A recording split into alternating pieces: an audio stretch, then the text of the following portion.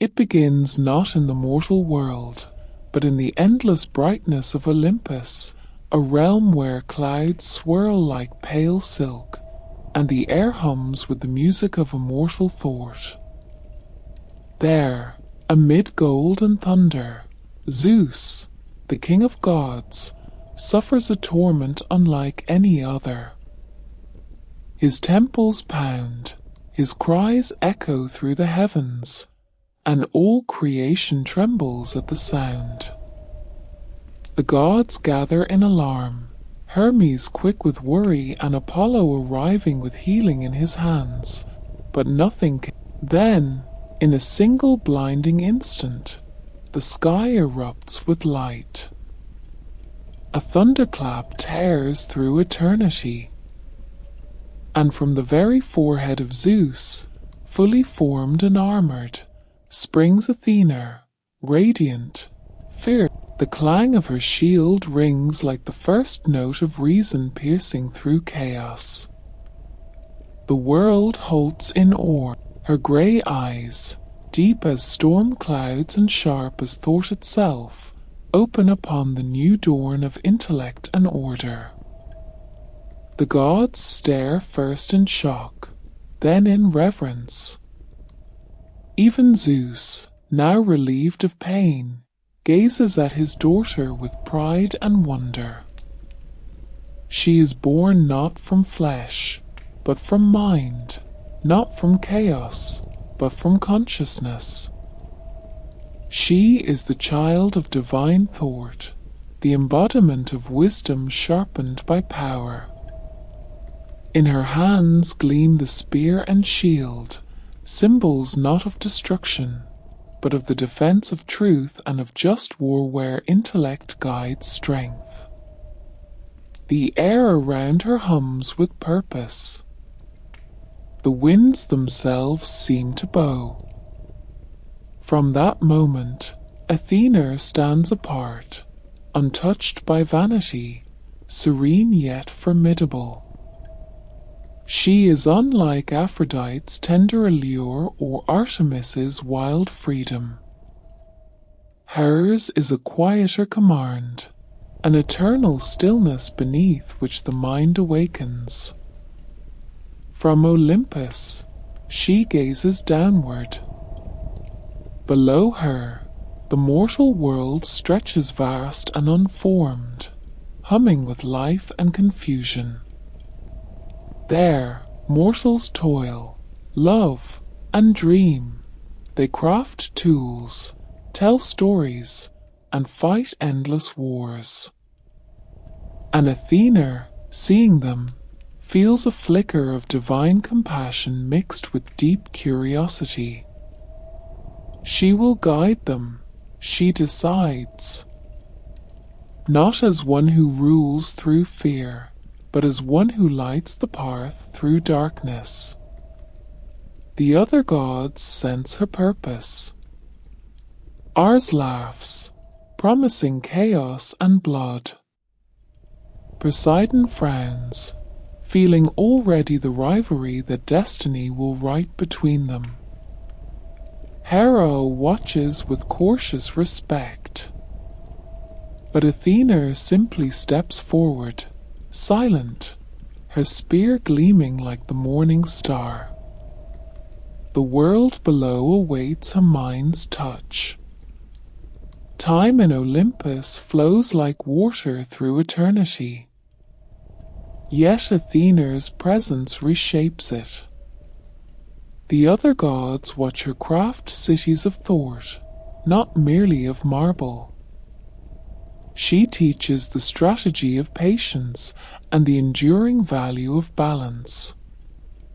She is the goddess who stands between impulse and understanding, the still hand in the center of the storm. When mortals pray to her, their voices rise not in desperation, but in reasoned hope. They ask for insight before battle, wisdom before judgment, and clarity before rage. She listens, and often she answers not in thunder or flame, but in quiet signs. The flutter of an owl, the shifting pattern of clouds, or the silent whisper in the mind before a crucial decision. Her symbol becomes the owl, the bird of night and thought whose eyes cut through the deepest darkness. Olive branches spring where she walks, symbols of peace and resilience. She prefers the hum of quiet thought to the roar of war. Yet when battle calls, she stands beside those who fight for justice rather than conquest. Still, her birth leaves lingering questions even among the gods. How can wisdom emerge directly from power's head? What does it mean that thought was born from thunder? In her existence lies the core paradox of the Greek soul, the belief that true power comes not from brute strength, but from understanding. To the Greeks who would soon shape their golden age, Athena becomes the heart of that ideal, the marriage of intellect and courage, of reason and valor. As eons drift like clouds, mortals begin to build altars in her name.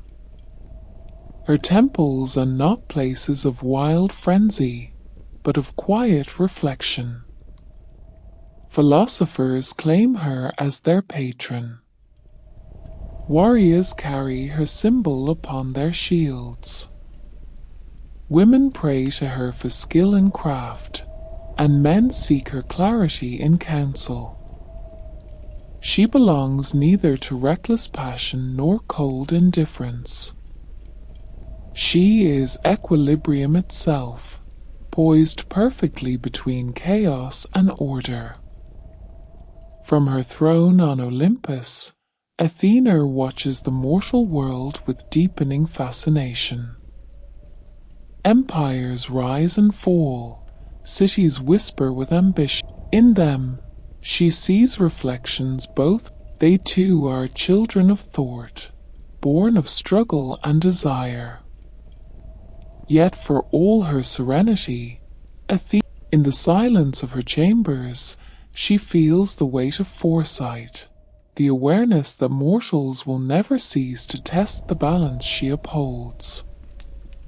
They will challenge her patience, provoke her justice, and sometimes mistake her intellect for coldness.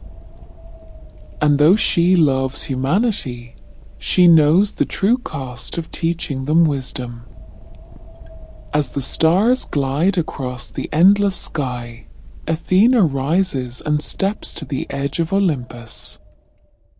Below her, a mortal city begins to take shape.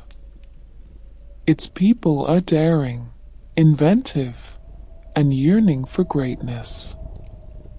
It is not yet called Athens, but the seed is planted. It promises ambition tempered by reason, and beauty tempered by restraint. A single olive tree grows upon a rocky hill, its leaves silver beneath the moonlight. Athena smiles faintly. Her story with this city is about to begin. Before she descends, her gaze drifts once more back to Zeus. The Father of Thunder sits upon his golden throne. Proud yet pensive, he sees in his daughter the perfect balance of what he himself struggles to be. Wise yet strong, she is his triumph and his reminder, proof that thought itself can rival even the lightning bolt. In that moment, Olympus feels completely still.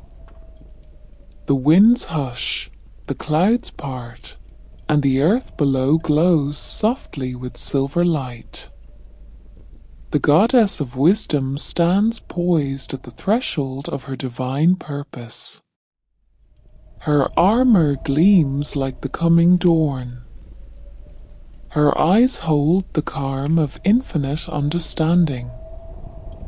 And as she takes her first step toward the world of mortals, even the stars seem to follow her lead.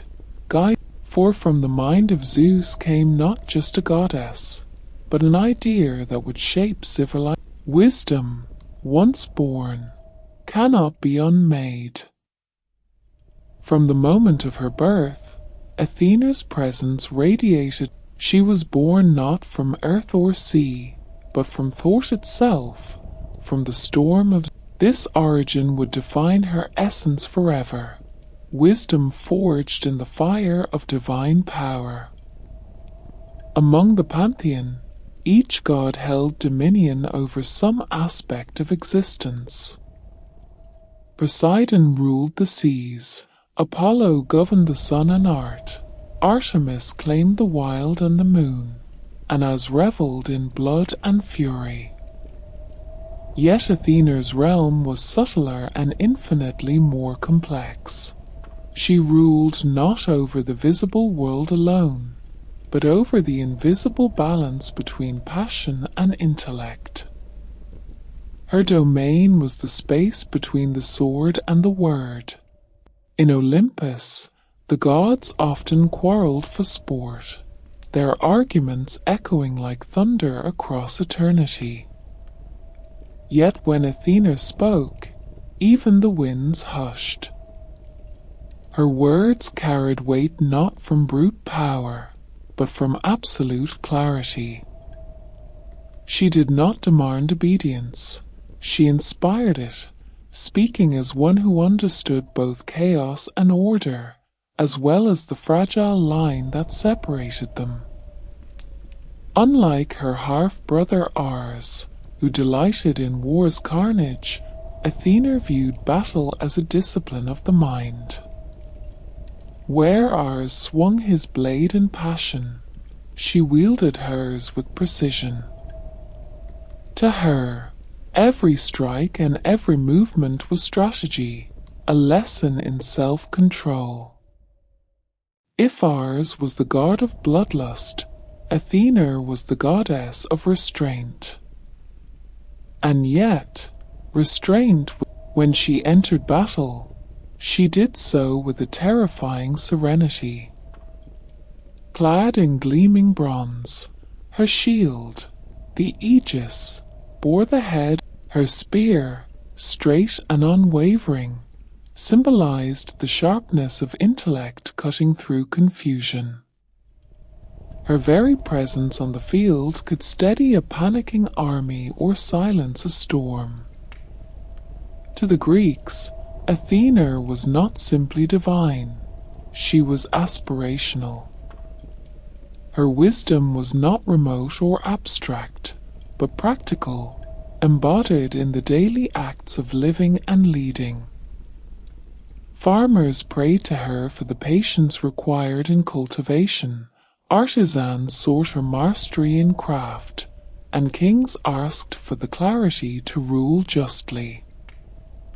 When a general stood before his troops, trembling at the dawn of war, he might close his eyes. She was reason incarnate, yet her compassion flowed quietly beneath that reason.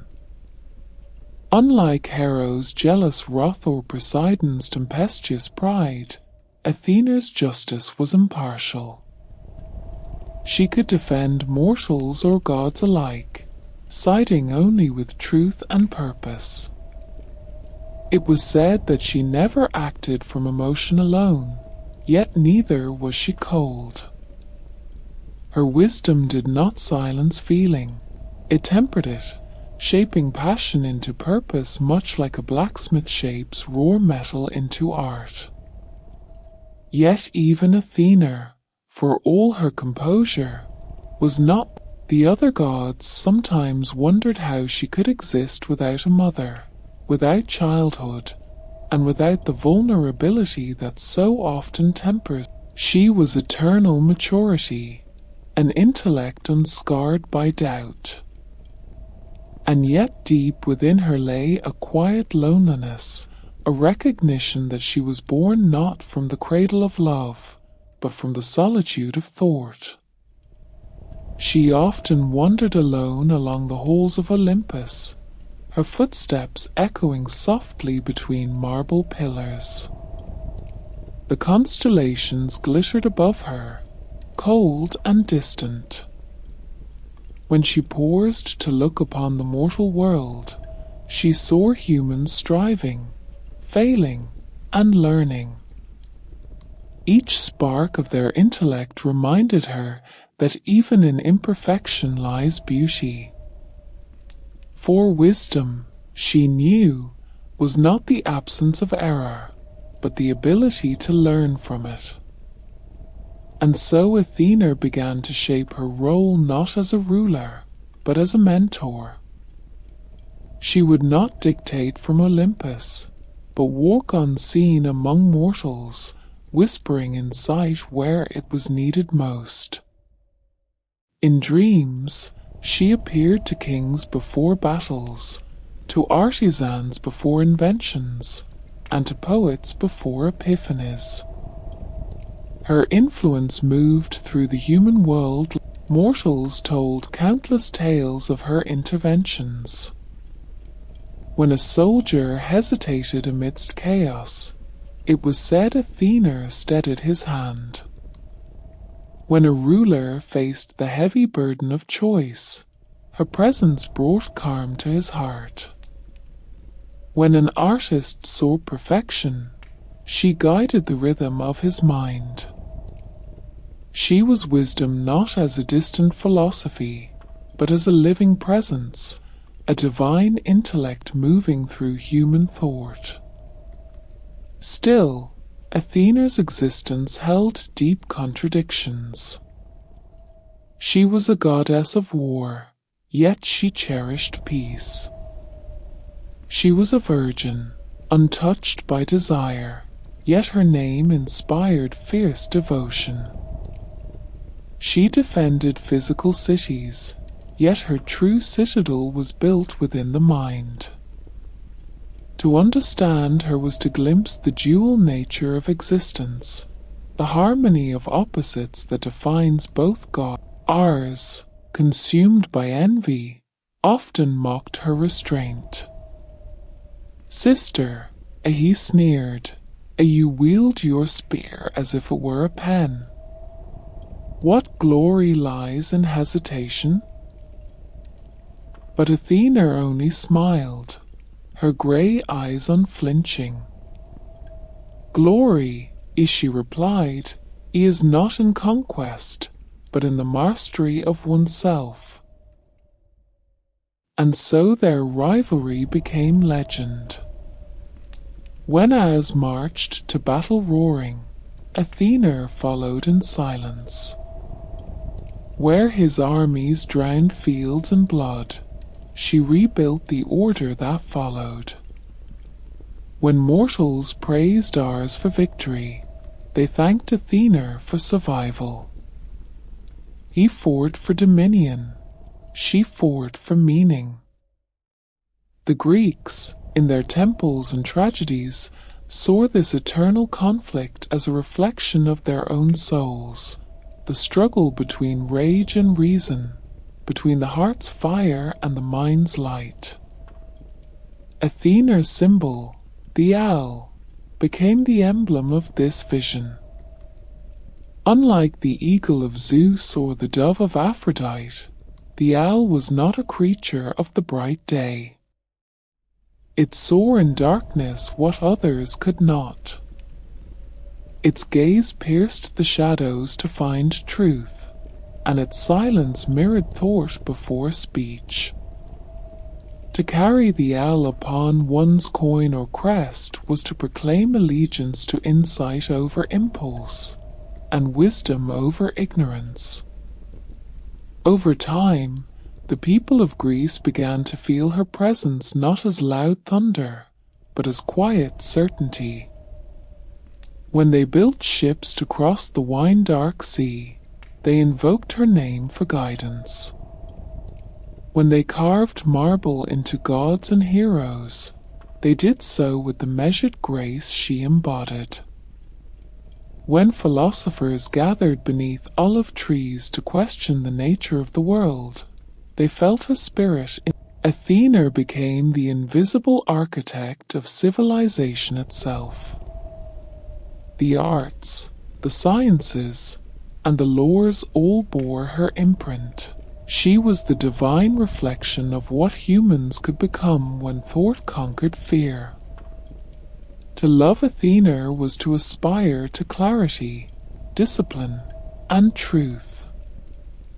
To anger her was to embrace chaos and arrogance, the blindness that comes when one mistakes cleverness for wisdom.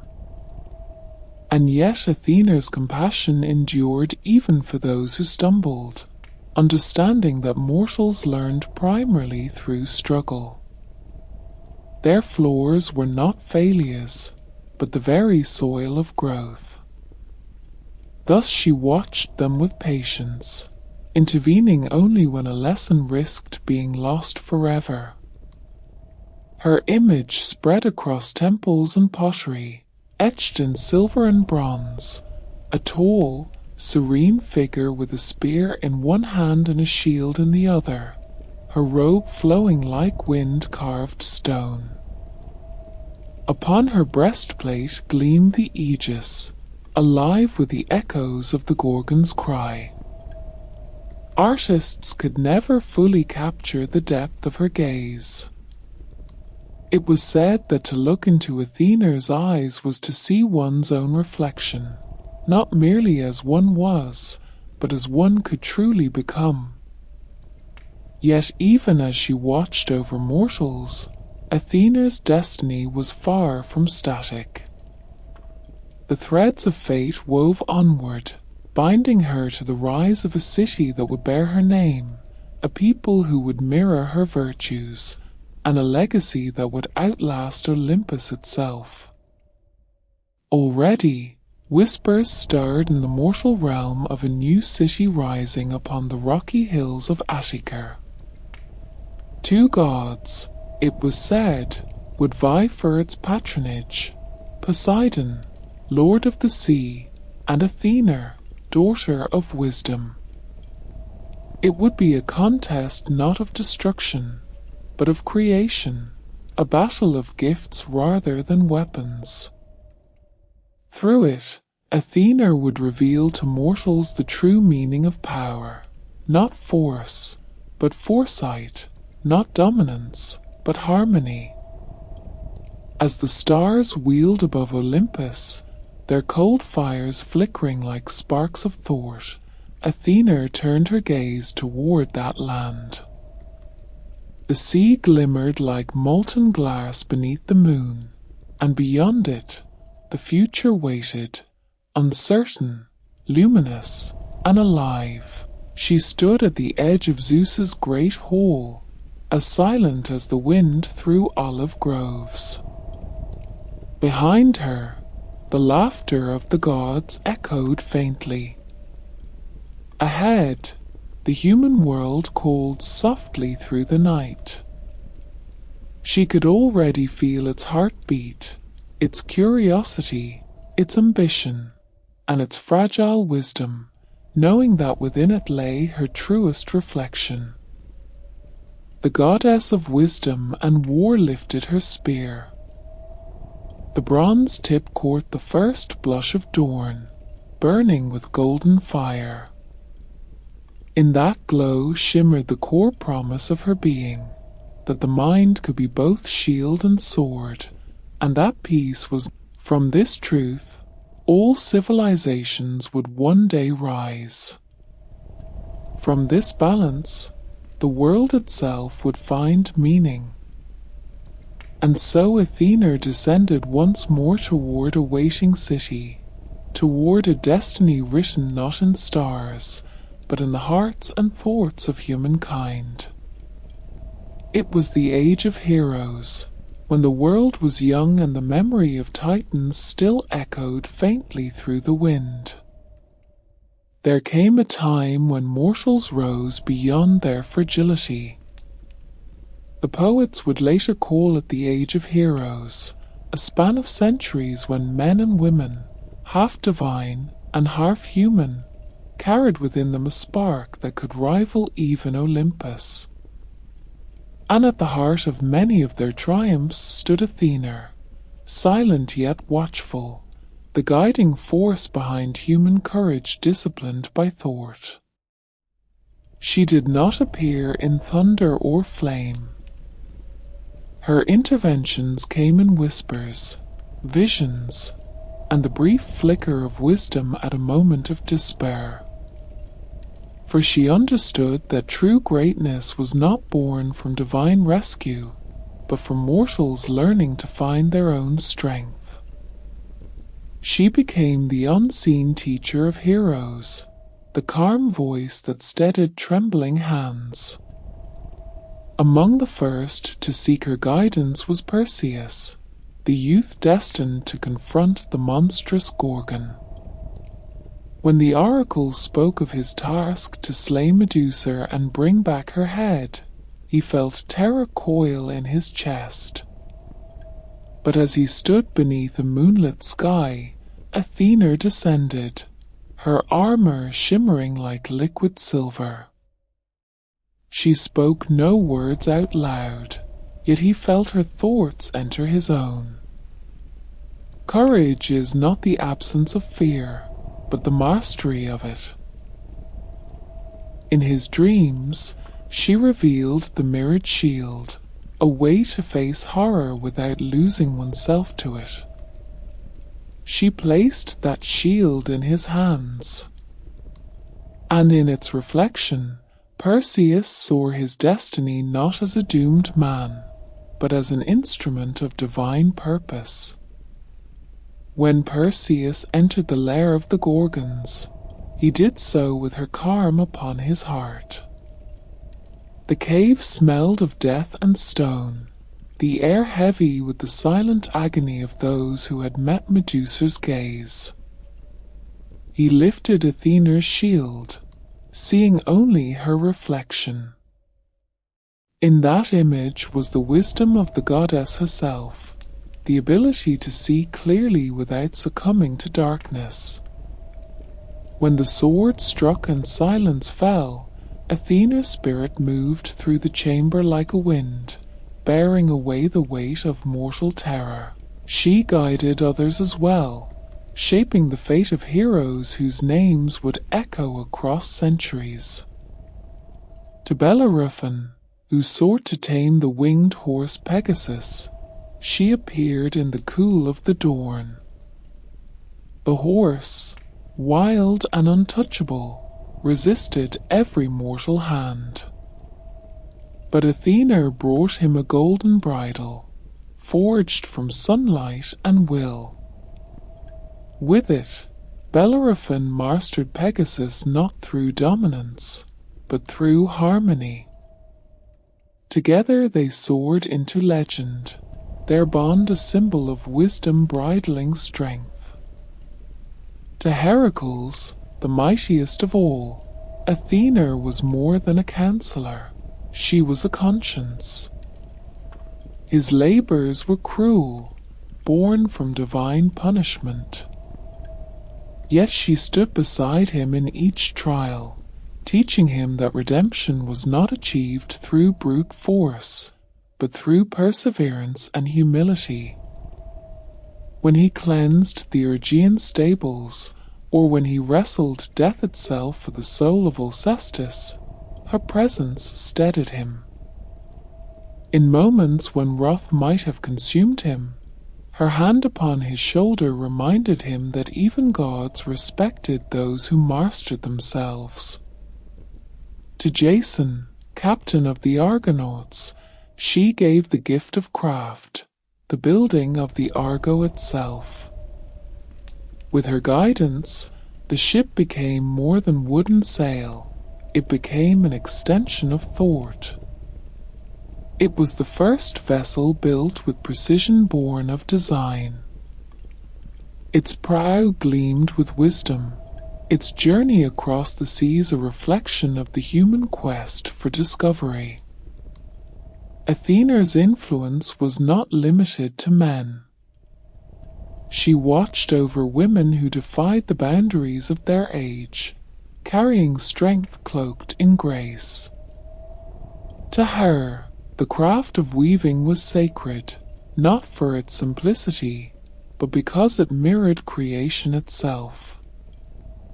Every thread and every pattern spoke of intellect shaping beauty.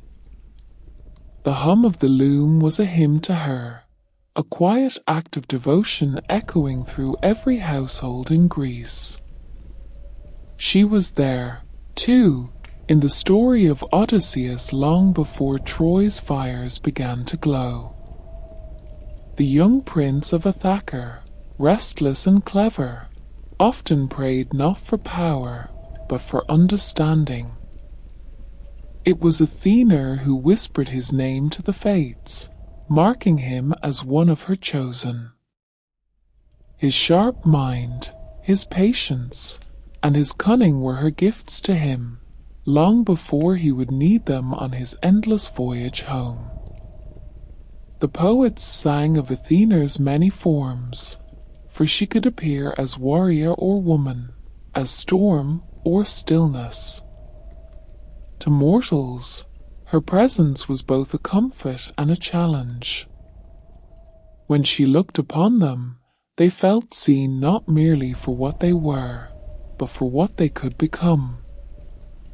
She was not the goddess of easy victories, but of earned wisdom, of pain turned to purpose. Her temples multiplied across the land, becoming small stone sanctuaries filled with the scent of olive oil and burning myrrh. Within them, priests and seekers alike found a sanctuary for the mind. Artisans carved her likeness, a tall, calm figure with eyes of deep grey, holding both spears. They prayed not for wealth, but for clarity. To her they offered olive branches. In return, they felt the quiet strength that allowed civilizations to rise. In the flicker of oil lamps, old storytellers recounted how Athena stood by heroes at their most fragile. They spoke of her descent upon battlefields shrouded in dust and cries, where men half blind with rage felt a sudden stillness in their hearts, a pause before the killing blow. That stillness was her presence. They said that when armies faltered, an owl's shadow crossed the sky, and the tide turned toward justice. As centuries passed, the stories intertwined, forming a great tapestry of wisdom and valor.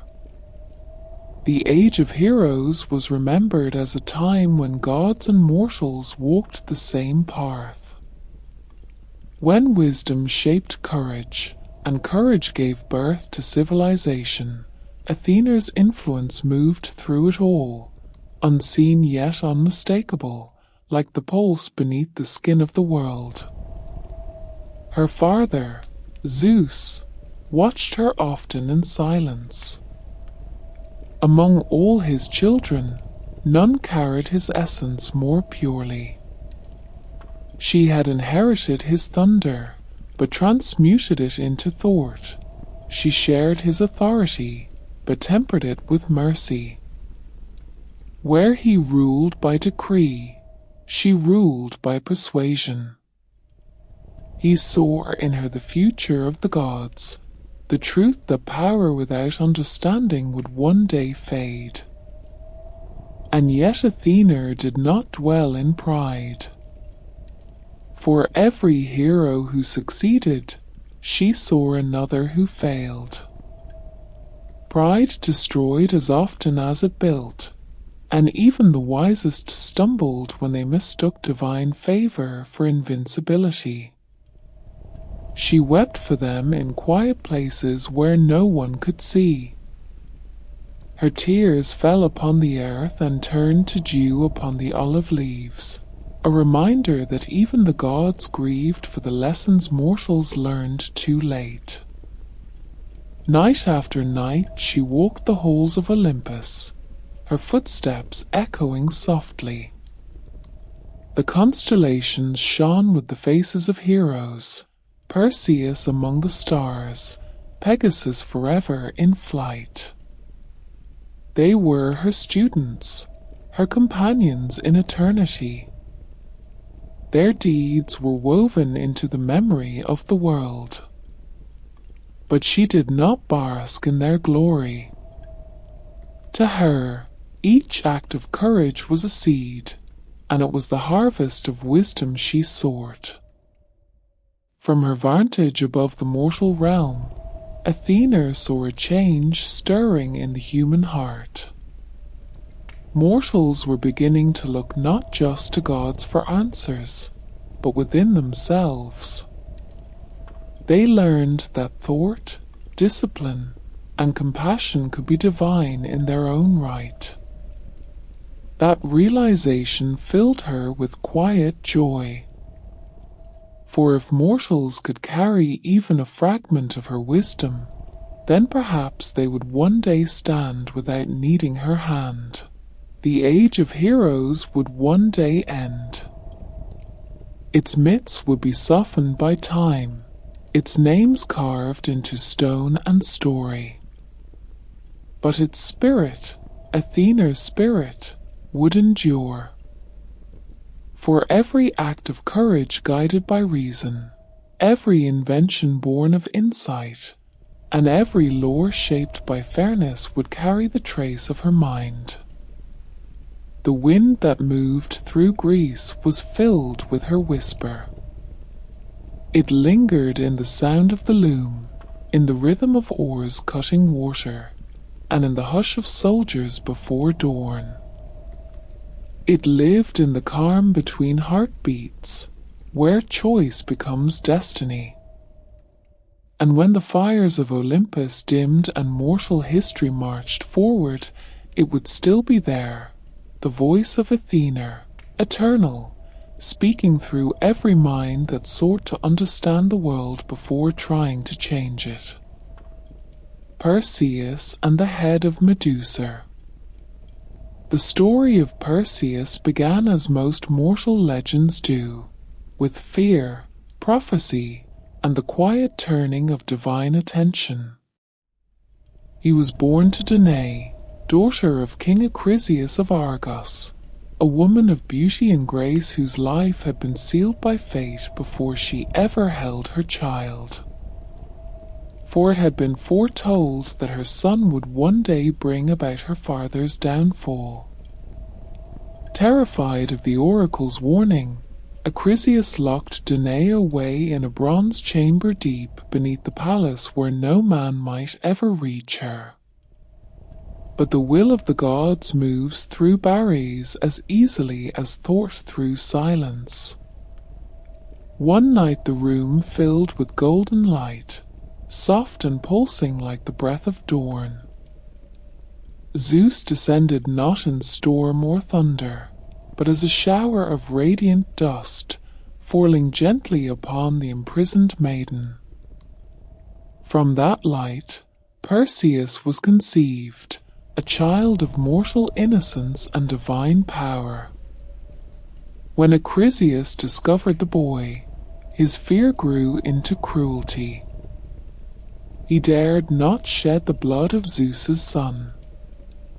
Yet he would not defy fate by raising him.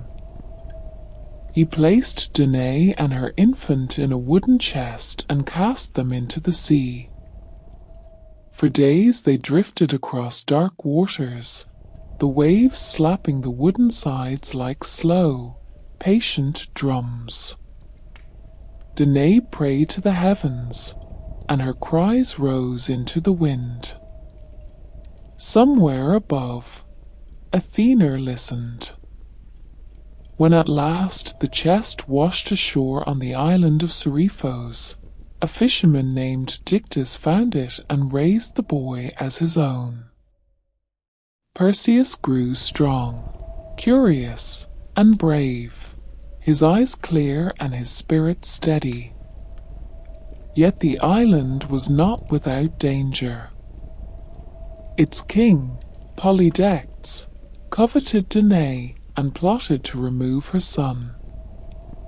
Under the guise of a festival, he demanded every man bring a horse as tribute, mocking Perseus, who had none to give. Desperate to defend his mother's honor, the young man spoke rashly. "Name your gift, and I shall fetch it, be it even the head of Medusa." The whole fell silent.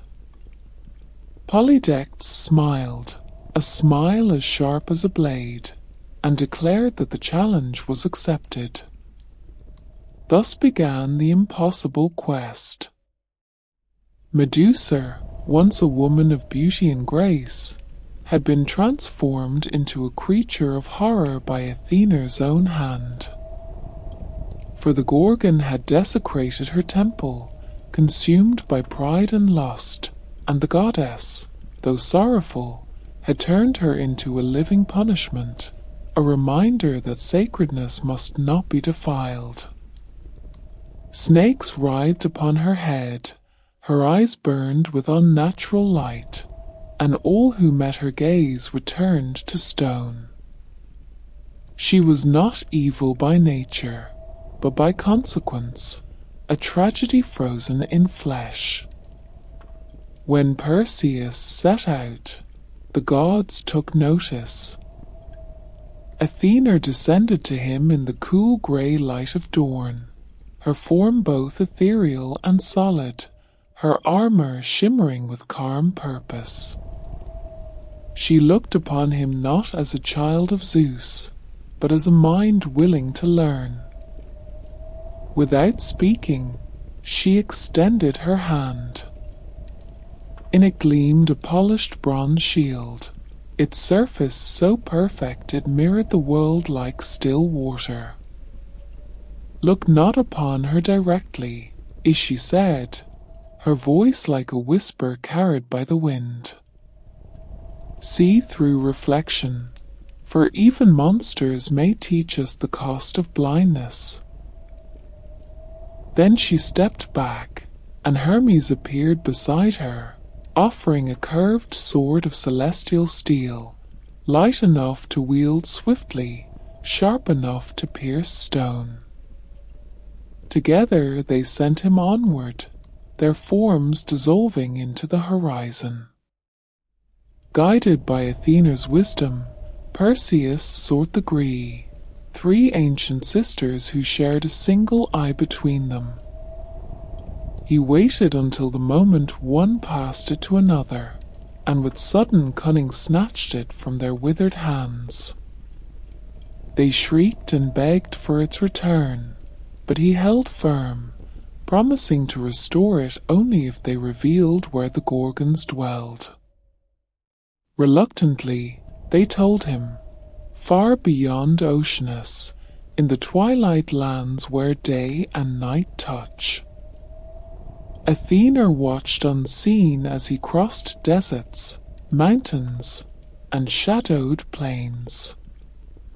She sent him signs, the hoot of an owl at midnight, or the glint of starlight on his shield to guide his steps. When at last he reached the edge of the world, he found the lair of the Gorgons, silent and terrible. Around its entrance stood statues of warriors and beasts, each twisted in agony, reminders of those who had failed before him. He crept inside. The air was heavy with the scent of decay and salt. Moonlight filtered through cracks in the cavern, touching the scales of sleeping serpents. Medusa lay among her sisters, her breath slow and deep, the snakes upon her head shifting in restless dreams. Perseus raised Athena's shield before him, gazing into its reflection. There, distorted but clear, he saw her face, a face both monstrous and mournful. His heart ached with pity, for even in her cursed form there lingered something human, something lost. But he remembered the goddess's warning. Moving like the shadow of a thought, he approached, his sword poised. The sound of metal slicing air was almost gentle. One stroke, guided by Athena's steady will, and silence fell. The serpents hissed once, then went still.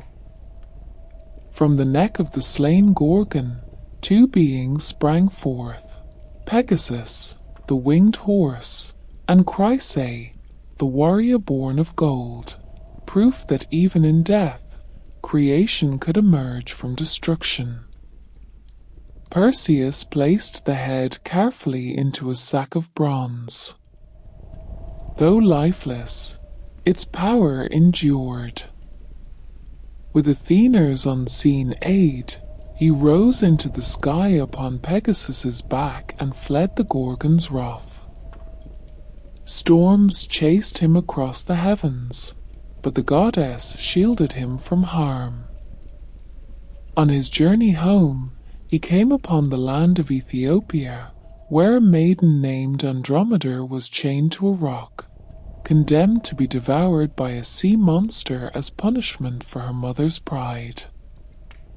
Without hesitation, Perseus descended. The creature rose from the depths, its jaws vast as caverns. But the hero, recalling Athena's calm in crisis, reached into the bronze sack. The Gorgon's head flashed like lightning, and the beast turned to stone. The waves broke upon it harmlessly. Athena watched from above, her expression unreadable. In Perseus's victory, she saw not triumph, but understanding, the mortal realization that wisdom must temper strength. He returned at last to Seriphos, where Polydectes awaited, mocking still. Perseus spoke no word. He revealed the Gorgon's head, and in an instant, the tyrant and his court turned to cold marble, their cruelty preserved forever. When the task was done, Perseus sought Athena once more. With reverent hands, he offered her the head of Medusa. She accepted it in solemn silence, knowing that power such as this must be guarded, not used recklessly. She fastened it upon her aegis, transforming it into both warning and protection, the ultimate symbol of wisdom's vigilance over corruption. The story of Perseus spread across Greece like light spilling from a door left ajar. Parents told their children of the goddess's guidance, of courage born from thought, of strength that did not destroy but purified.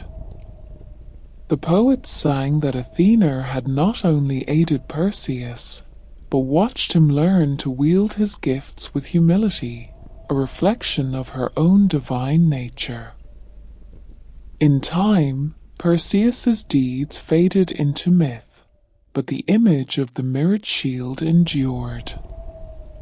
To look within, to see the reflection rather than the illusion, that was the lesson Athena left the world. Every act of wisdom, every discovery, and every invention that challenged darkness with understanding was a reflection of that shield still gleaming in the mortal mind. As centuries turned, Athena's temples grew larger, her statues grander. Yet her truest monument was the quiet strength of those who, like Perseus, chose intellect over impulse and courage over chaos. In them, the goddess saw her own creation reborn, not carved from marble, but awakened in flesh and spirit. And when the wind swept through the olive groves of Greece, rustling the leaves with a sound like whispered prayer. Mortals would say it was Athena herself passing by, watching, remembering, and waiting for the next hero who would understand that even in facing monsters, the truest victory is not in killing the beast, but in mastering the fear that feeds it. The Weaver's Challenge, Aration's Fall. In a quiet town of Lydia, far from the temples of marble and the thunder of Olympus, there lived a mortal girl whose fingers moved like wind upon the loom. Her name was Aration. Her skill in weaving was so rare that even nymphs and dryads came down from the hills to watch her work. In the soft glow of her cottage, threads shimmered under her touch. Threads of gold, crimson, and sky blue were woven so finely that they seemed to breathe. Her tapestries told stories of gods and mortals, of love and loss, of triumph and ruin. The people whispered that Athena herself must have taught her, for only the goddess of craft and wisdom could shape beauty with such precision. But Aration, proud and young, laughed when they said so.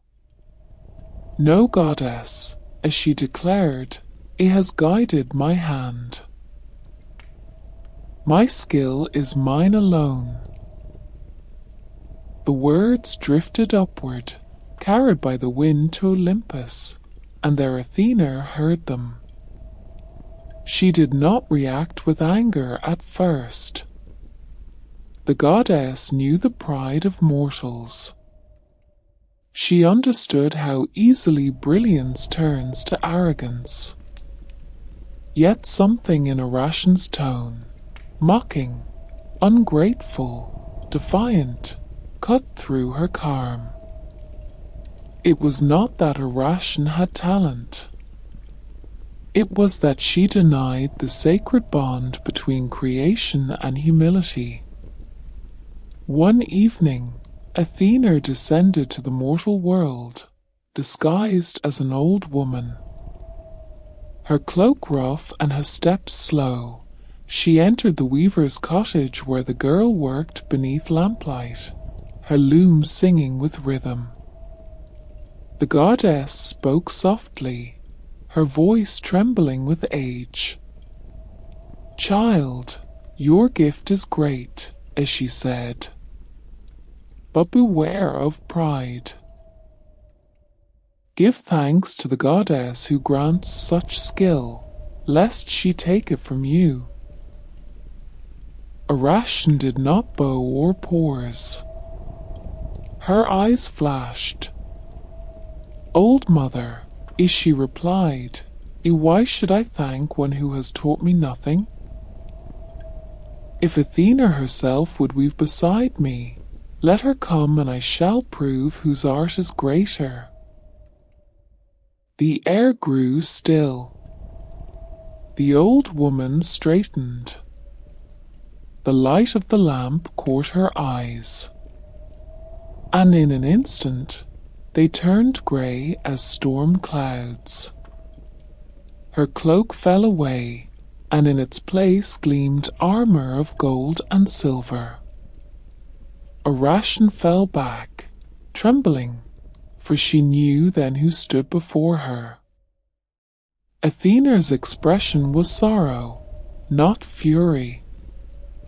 "You have summoned me," she said. "Let your wish be fulfilled." The loom of the goddess appeared beside the mortals, its frame carved of olive wood, its threads shimmering like dawn. Word spread through the town, and soon a crowd gathered outside. The contest began. Athena worked with calm precision, her shuttle moving like a heartbeat. Her tapestry told of the gods' power and their benevolence, Zeus upon his throne, Poseidon taming the seas, and Athena herself guiding heroes and cities. The threads glowed with divine harmony. Her cloth was the very essence of order and grace. Aration's hands, meanwhile, moved with furious speed. Her tapestry did not praise the gods, it questioned them. She wove scenes of their failings, Zeus disguised in deceit, Poseidon's wrath, Apollo's unkept vows, and Dionysus' madness. Her art was flawless, each detail rendered with cruel beauty. The crowd gasped, for her skill equaled the goddesses, perhaps even surpassed it. When the final threads were tied, the two works hung side by side, perfection and rebellion, divinity and defiance. Athena gazed upon Aration's creation and felt a stab of admiration, but within it lay overwhelming arrogance. A mortal's hand mocking the divine, the goddess's calm faltered. "You have skill," she said, her voice soft as the rustle of silk, but no reverence. "You have woven truth, yet without wisdom, and truth without wisdom becomes blasphemy." Then, with a touch of her hand, Athena transformed the cloth. The colors dimmed, the figures twisted, and the threads trembled as if alive. Aration gasped, watching her masterpiece unravel before her eyes. Despair consumed her. In a moment of anguish, she seized the loose threads and tied them around her neck, crying that she would rather die than live without her art. Athena, struck by pity, reached out. "No, child," as she whispered. "You shall not die, but you shall weave forever." She touched Aration's brow, and the girl's form began to change. Her limbs grew thin, her fingers lengthened into delicate legs. Her body lightened until she hung by a single thread, a spider, small, fragile, eternal. The crowd cried out, some in horror, some in awe. Aration hung there, her new body glistening with dew. From her spinnerets flowed silk finer than any thread she had ever touched. She began to weave again, instinctively and endlessly. Her tapestry now shimmered in the morning light, fragile yet perfect. Athena watched in silence. She did not rejoice in victory. She had not sought vengeance, only understanding. Yet the sight of Aration, once proud, now humble, filled her with sorrow. "May your weaving endure," the goddess said softly, ere as a warning and a remembrance. Let every artist know that creation is sacred, and arrogance is the thread that unravels it. As evening settled, she departed, leaving behind the whisper of wind and the trembling web glistening among olive branches. The people of Lydia carried the tale through the land, and wherever spiders spun their silver threads, they said it was Aration's spirit still at work, weaving the story of her fall. But Athena, alone upon Olympus, pondered the lesson herself. For though Aration had been prideful, her courage to challenge even the divine was a mirror of the human spirit that Athena cherished most, the hunger to create, to understand, and to question. She realized that wisdom did not mean silence before power. It meant knowing when reverence must balance defiance. In time, Athena's own heart softened toward the weaver she had punished.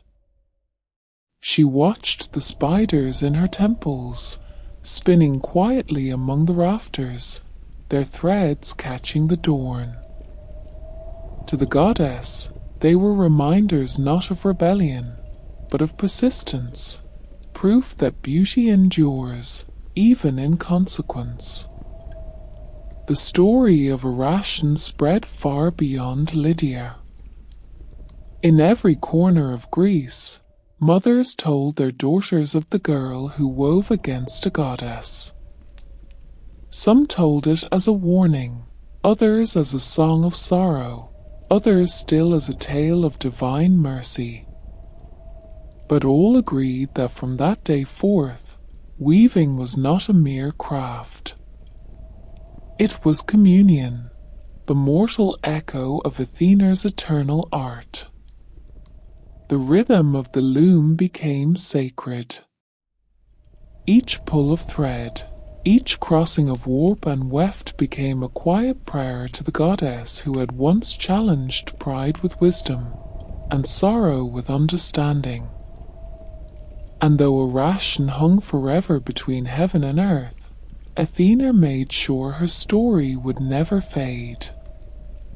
For within its strands lay a truth as enduring as time itself, that creation in its highest form is both a gift and a responsibility, and that beauty without humility leads not to glory, but to loneliness.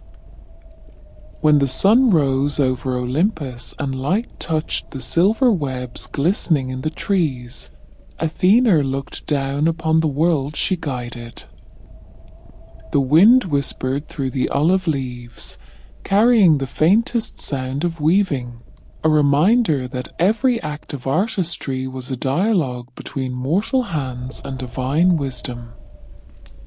In that sound, soft and rhythmic as breath, the goddess found peace again. The Trojan War begins. Long before the smoke of Troy darkened the Aegean sky, the seeds of its ruin were sown in a moment of divine pride. The gods, like mortals, were not immune to vanity. And even on Olympus, jealousy could ignite the fires of fate. It began with a wedding, one meant to bind harmony among gods and mortals alike, yet destined to fracture it forever. The whole of the sea goddess Thetis shimmered with coral light as the immortals gathered to celebrate her union with the mortal king Peleus. Tables of ambrosia gleamed beneath lanterns of pearl, and the music of lyres drifted across the waves. Yet one goddess had been deliberately uninvited, Eris, the spirit of discord. No feast welcomes strife, and yet none can truly exclude her. In vengeance, Eris appeared unbidden, her shadow falling over the feast. She said nothing. From her hand, she tossed a single golden apple onto the banquet table. Upon its surface, in letters that glowed like embers, were inscribed 3 simple words, to the fairest. The laughter stopped. Aphrodite's eyes flashed with delight, Hero's with suspicion, and Athena's with the quiet restraint of one who knows that silence can be both a strength and a test. The apple lay between them, glittering, pulsing like a heartbeat. Hero claimed it by right of her majesty as queen of the gods. Aphrodite claimed it by the perfection of her beauty. And Athena, calm, analytical, yet proud, claimed it for the harmony of mind and grace. the beauty born of intellect rather than form. Zeus, uneasy, refused to judge between them. "Let mortals decide," he declared, and turned his gaze toward the world below. He chose Paris, Prince of Troy, a shepherd and judge whose mortal heart would soon hold the fate of empires. She would bear the weight of divine rivalry. So the three descended upon Mount Ida, each radiant in her own splendor. Hero promised Paris power and dominion, the rule of great kings. Athena offered him glory in battle, wisdom beyond all men, and the eternal crown of honor. But Aphrodite, smiling softly, whispered a different gift. "Love the most beautiful woman in the world, Helen of Sparta." Paris's choice was swift, driven not by reason, but by desire. He placed the golden apple in Aphrodite's hand. From that moment, the fate of Troy was sealed. Athena's calm mask did not shatter, but within her, the spark of indignation burned. She did not rage like Hero, nor weep like Thetis. Her revenge would not come from wild emotion, but from unwavering principle. For she saw in Paris's decision the triumph of impulse over wisdom, and of lust over truth. She knew that such imbalance must be corrected, whatever the cost. From that moment, Athena's path intertwined with the destiny of Troy. She would stand beside the Greeks, not out of hatred, but out of justice. For Troy's sin was not Paris's alone. It was the blindness of all who allowed fleeting beauty to outweigh eternal reason. Years passed. Across the Aegean, kings gathered in council, bound by oaths and pride. Helen, the prize Aphrodite had promised, was taken from Sparta to Troy. Menelaus, her husband, called upon his brother Agamemnon and every Greek chieftain to avenge the insult. The call to arms echoed through Mycenae, Ithaca, and Argos. Athena moved among them like thought itself. She whispered courage into Menelaus's heart, clarity into Odysseus's mind, and foresight into Diomedes' gaze. She guided the forging of spears and the building of ships, knowing that mortal ambition needed divine order to steer it. As the fleet of 1,000 black ships gathered at Olympus, their sails swelling like storm clouds, Athena stood beside them unseen. The sea wind carried her presence, calm yet stern. She knew the suffering that was to come, the decades of blood and ruin. But she also knew that through it, humanity would learn the terrible cost of pride. On the eve of their departure, a terrible omen appeared. The goddess Artemis demanded a sacrifice for the winds to blow. Agamemnon, desperate, wavered between duty and love. Athena watched from afar in silence, for even she could not interfere with the threads of fate. The knife fell, and the war began. When the Greeks landed on the shores of Troy, the earth shook beneath their charge.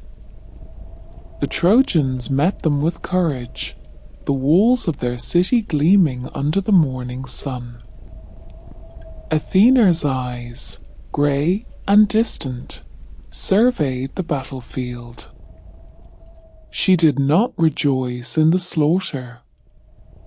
She watched, studied, and judged. To her, the war was not a game of gods, but a crucible for mankind. Ours, ever eager for chaos, reveled in the carnage. He leapt among the warriors, his laughter mingling with screams.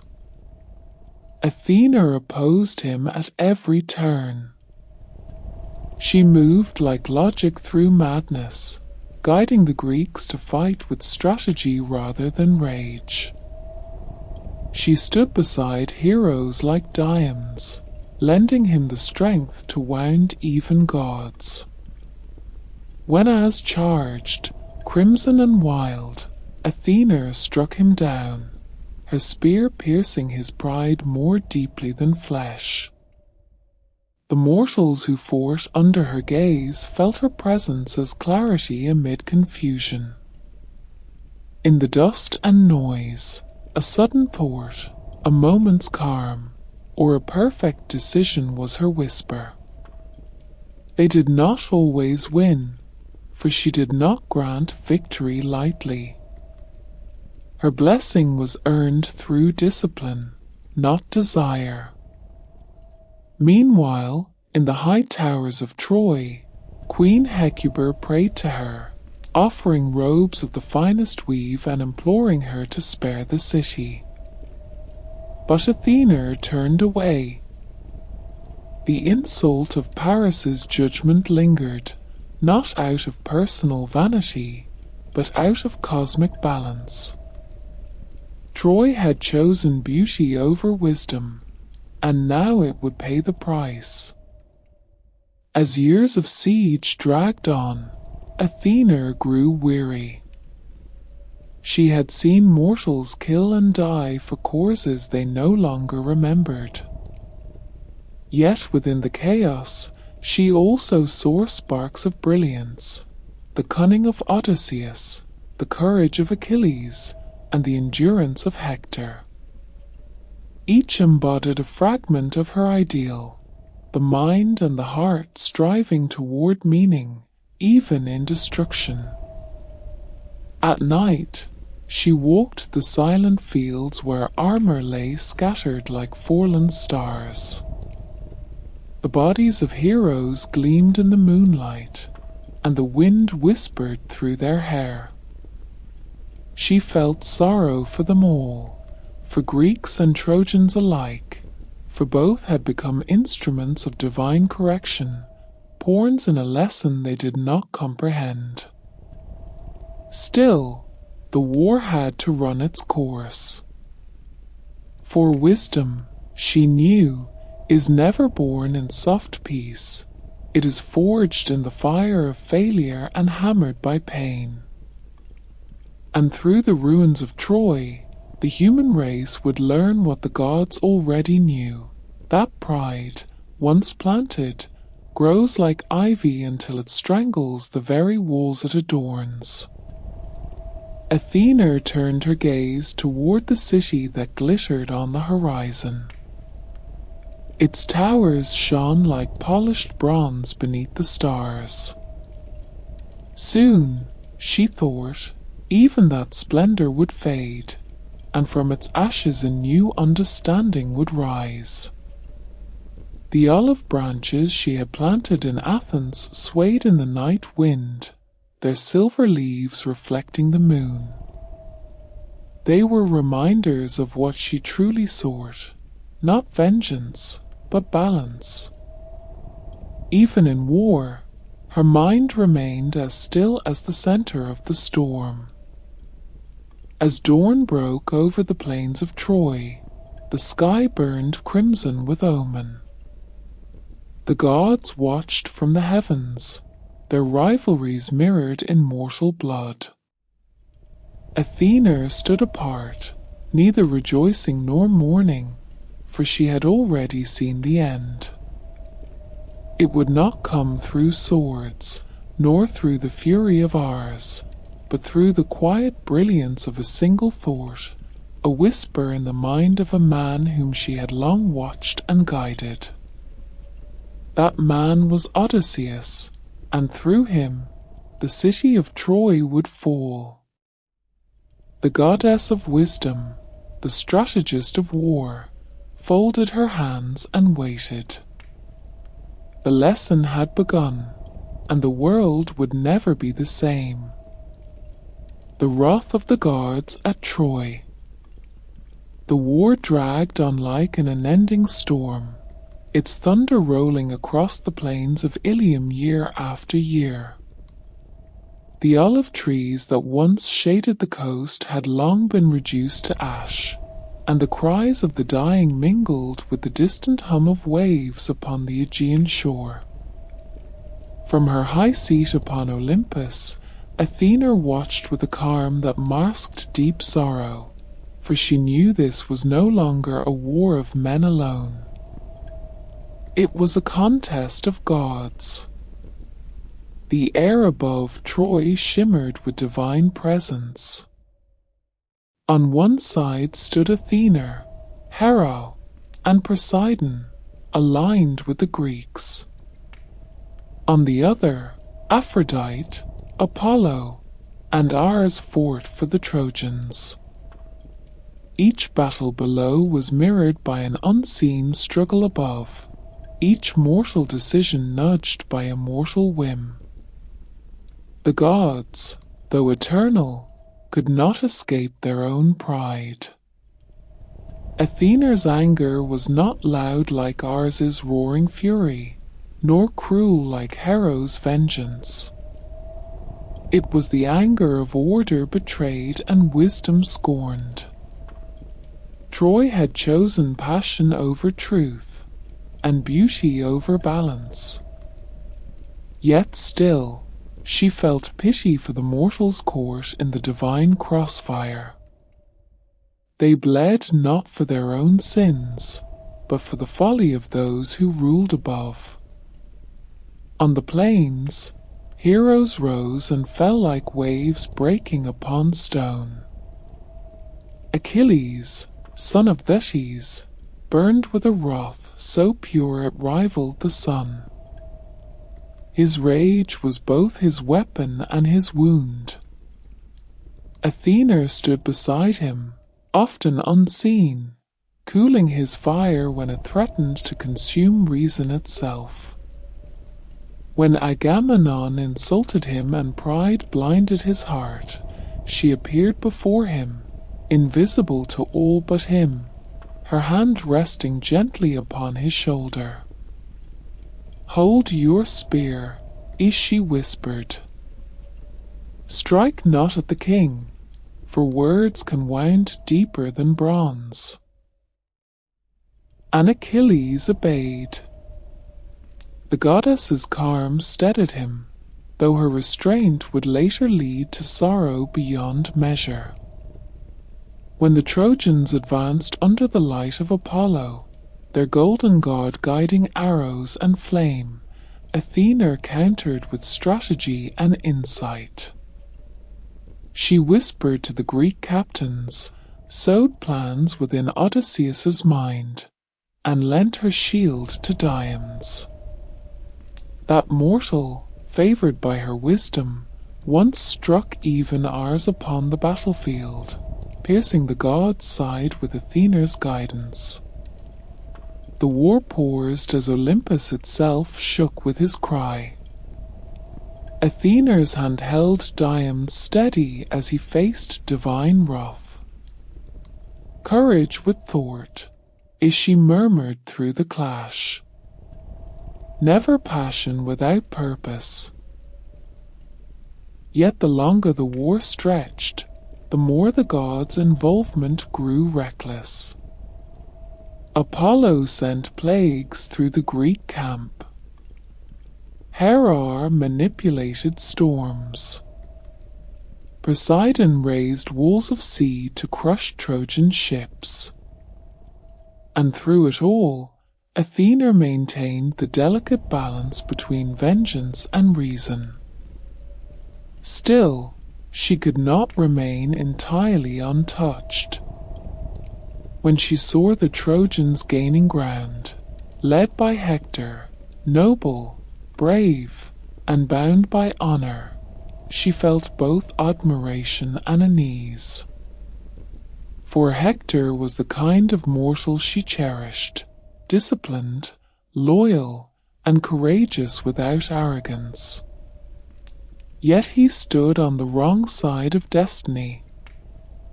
One night, as the fires of both armies flickered against the dark, Athena descended to the field.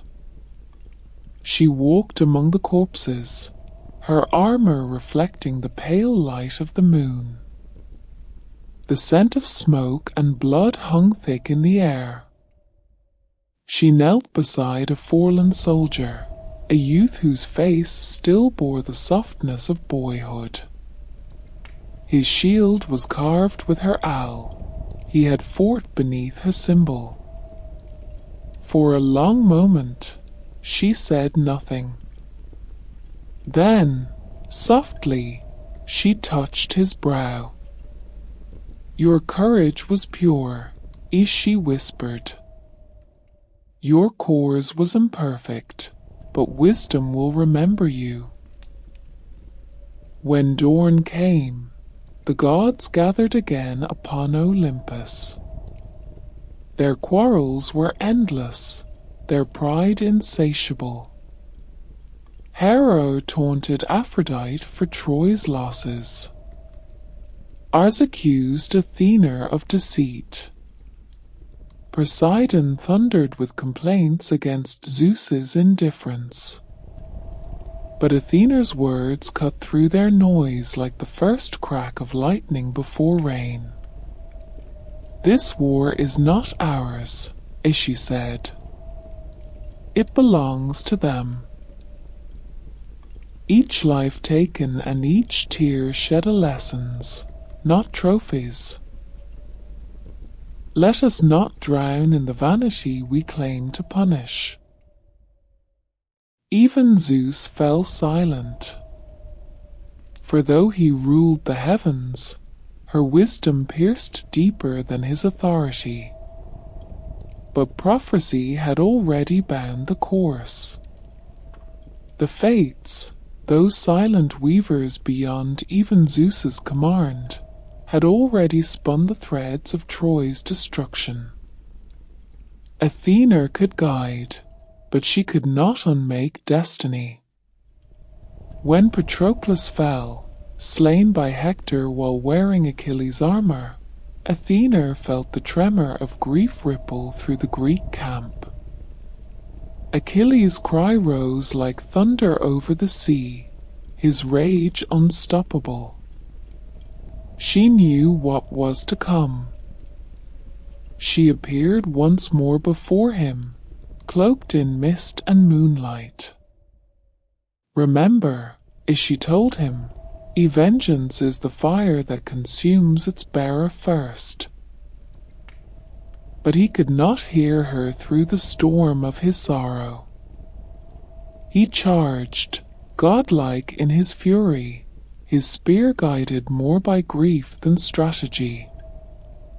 The two greatest warriors of the age met beneath Troy's walls. And when Hector fell, the world seemed to hold its breath. From Olympus, Athena turned away. For though Hector's death was justice by mortal law, it was a tragedy by divine measure. She loved humanity too deeply not to mourn its brilliance extinguished. When Achilles later dragged Hector's body behind his chariot, Athena's patience faltered. She descended to the field once more, unseen by men. With a gesture, she shielded the corpse from further desecration, preserving Hector's honor even as Achilles raged. To the goddess, respect for the fallen was not weakness, it was wisdom's final act of mercy. The gods themselves began to tire. The war had devoured everything it touched: cities, hearts, and ideals. Yet still, Athena's resolve did not waver. She would see it through to its end, not for vengeance, but for understanding. Mortals had to learn what happens when desire defies balance, and when beauty is chosen over truth. In the 10th year, as the Greeks struggled against exhaustion and despair, Athena turned once more to Odysseus, the one mortal whose mind mirrored her own. He was weary, yet his eyes still burned with thought. To him she appeared in a dream, her voice as soft as the tide. "It is time," she said. "End it not with brute strength, but with cunning. Let wisdom be your weapon." He woke before dawn, the idea already alive within him, a deception so audacious it would change history. And so, beneath the quiet guidance of the goddess, the plan of the wooden horse was born. Athena stood upon the walls of Olympus, the wind tugging at her golden hair. Below, the armies gathered for one final gambit. Around her, the other gods quarreled still, blind to the deeper truth. The war was never about Troy alone.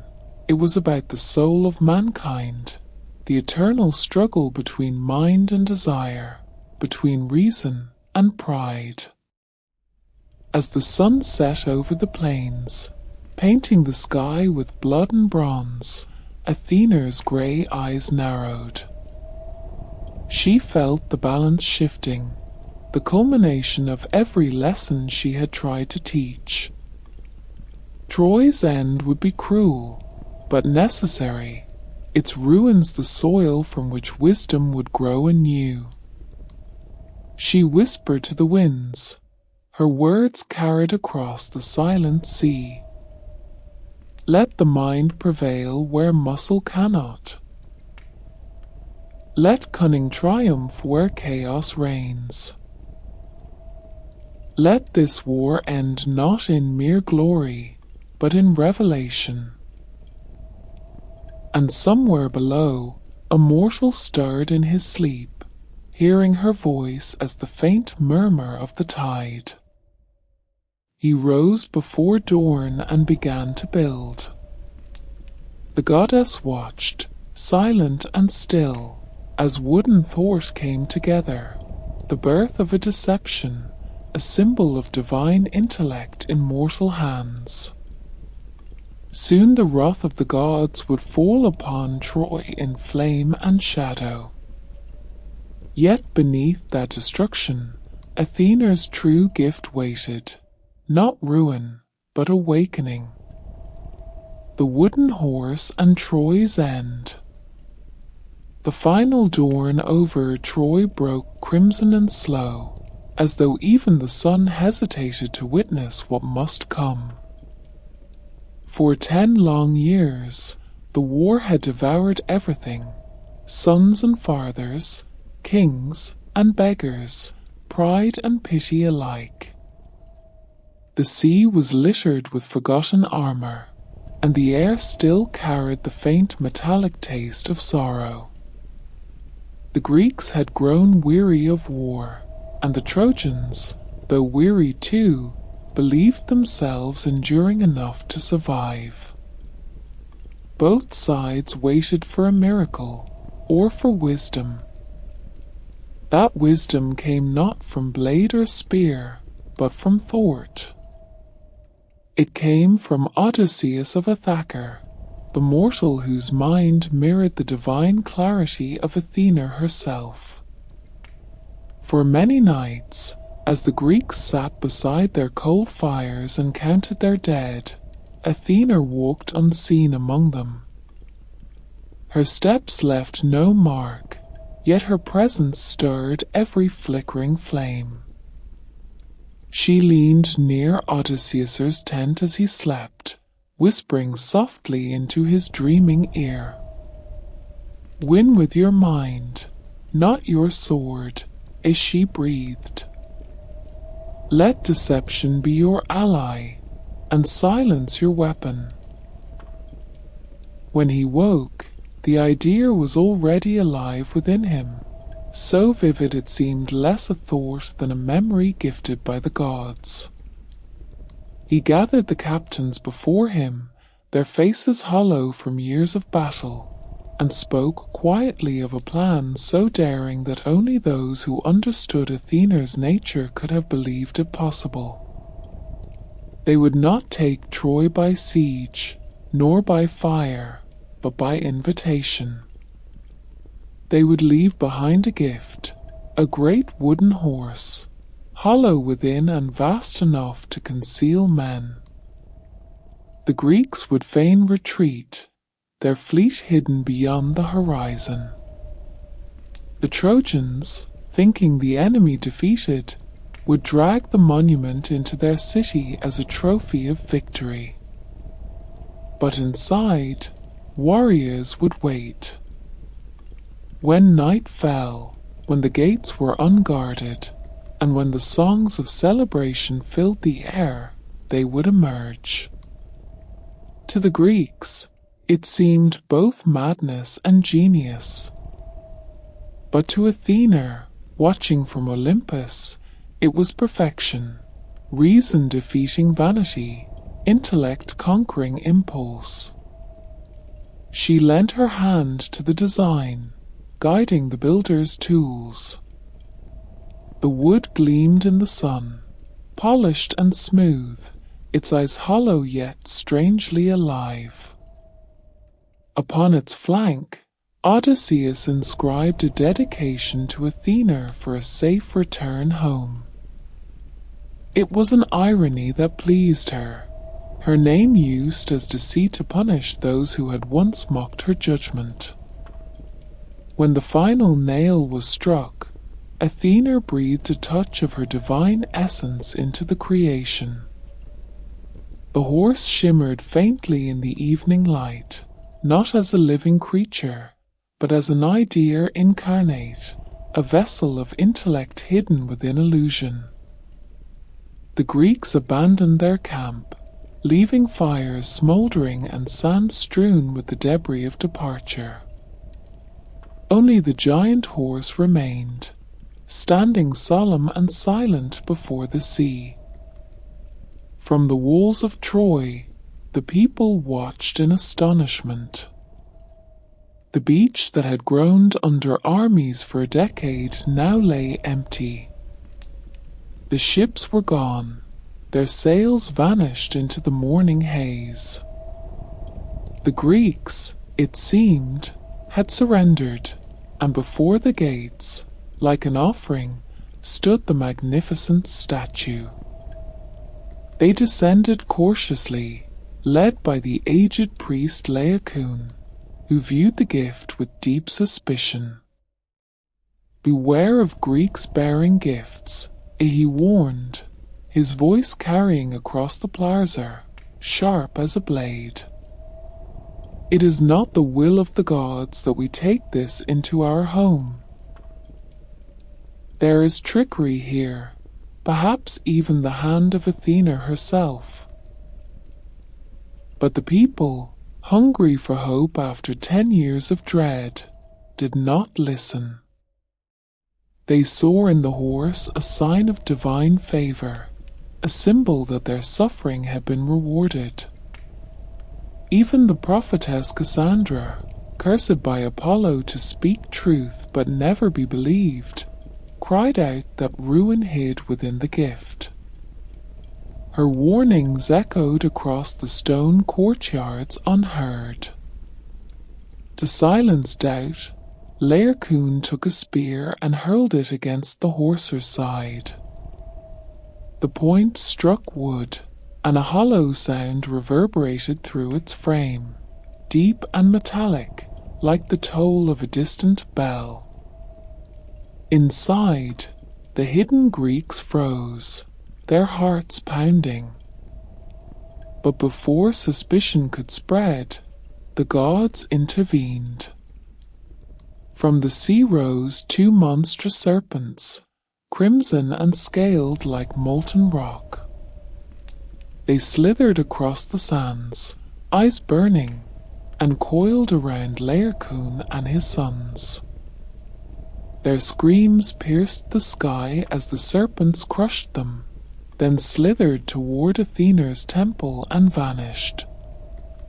The Trojans, horrified, took it as a sign that the goddess had avenged an impious act.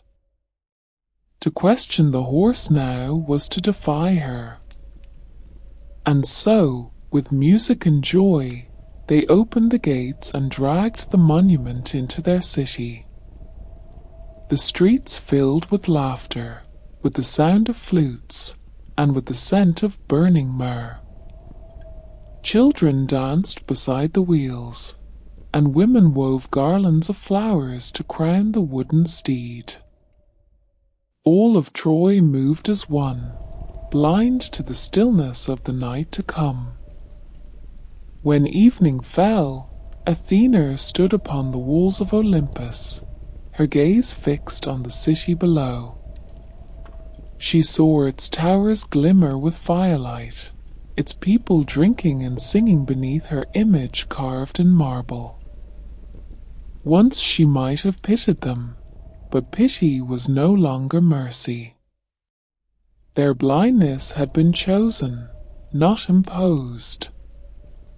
The lesson had been written, now it would be read. Midnight came. The fires of celebration burned low. Troy slept. Then, in the stillness, the horse stirred. A panel at its side fell open, and Odysseus emerged into the moonlight, his face pale and cold. Behind him followed Menelaus, Neoptolemus, and the silent shadows of Greece's finest warriors. The streets below lay deserted, the gates unguarded.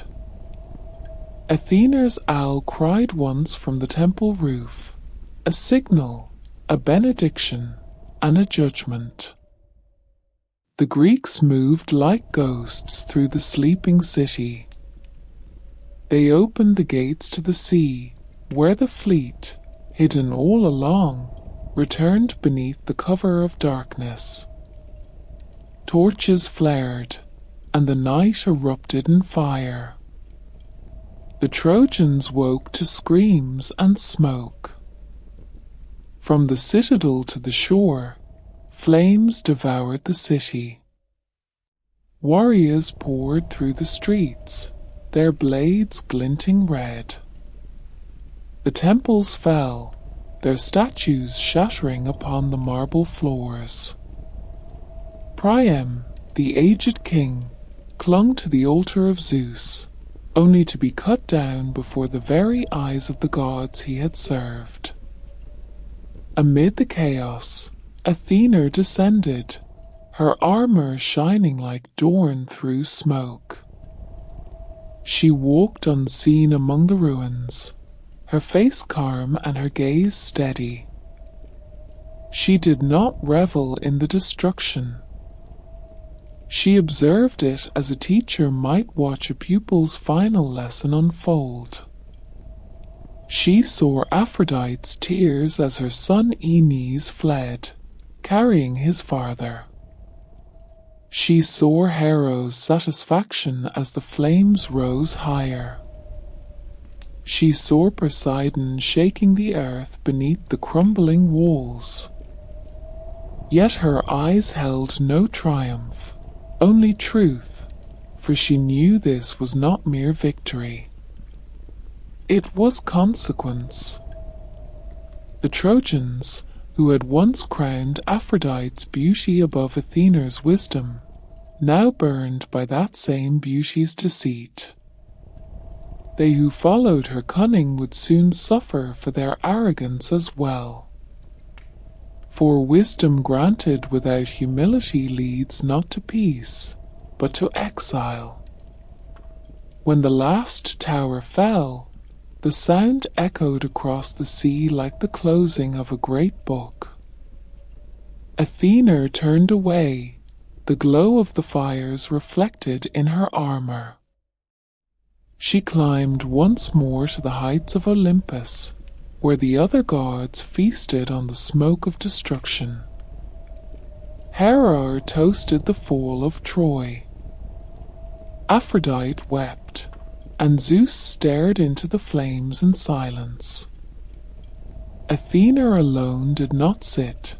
She stood apart, her expression unreadable. "It is done," as she said softly. But their suffering is not over. The war was not the end. It is the beginning of understanding. In the years that followed, those words proved true. The Greeks, triumphant, set sail for home, but none returned unscarred. Storms scattered their ships, some were wrecked, some cursed by the gods they had offended. Even Odysseus, her favored mortal, would wander for 10 long years before finding peace. The goddess of wisdom had not spared them. She had only ensured that each would learn what Troy could not, that no victory bought by deceit comes without a price. Below, Troy smouldered for days, its ruins black against the dawn. From the ashes, survivors wandered, Enes among them, carrying with them the seed of future civilizations. Through their exile, Athena saw the faint glimmer of redemption, wisdom carried forward through loss. The war of gods had ended, but the story of man had only begun. In the silence after ruin, Athena's voice still lingered on the wind, a whisper over broken stones, over the dying embers of Troy.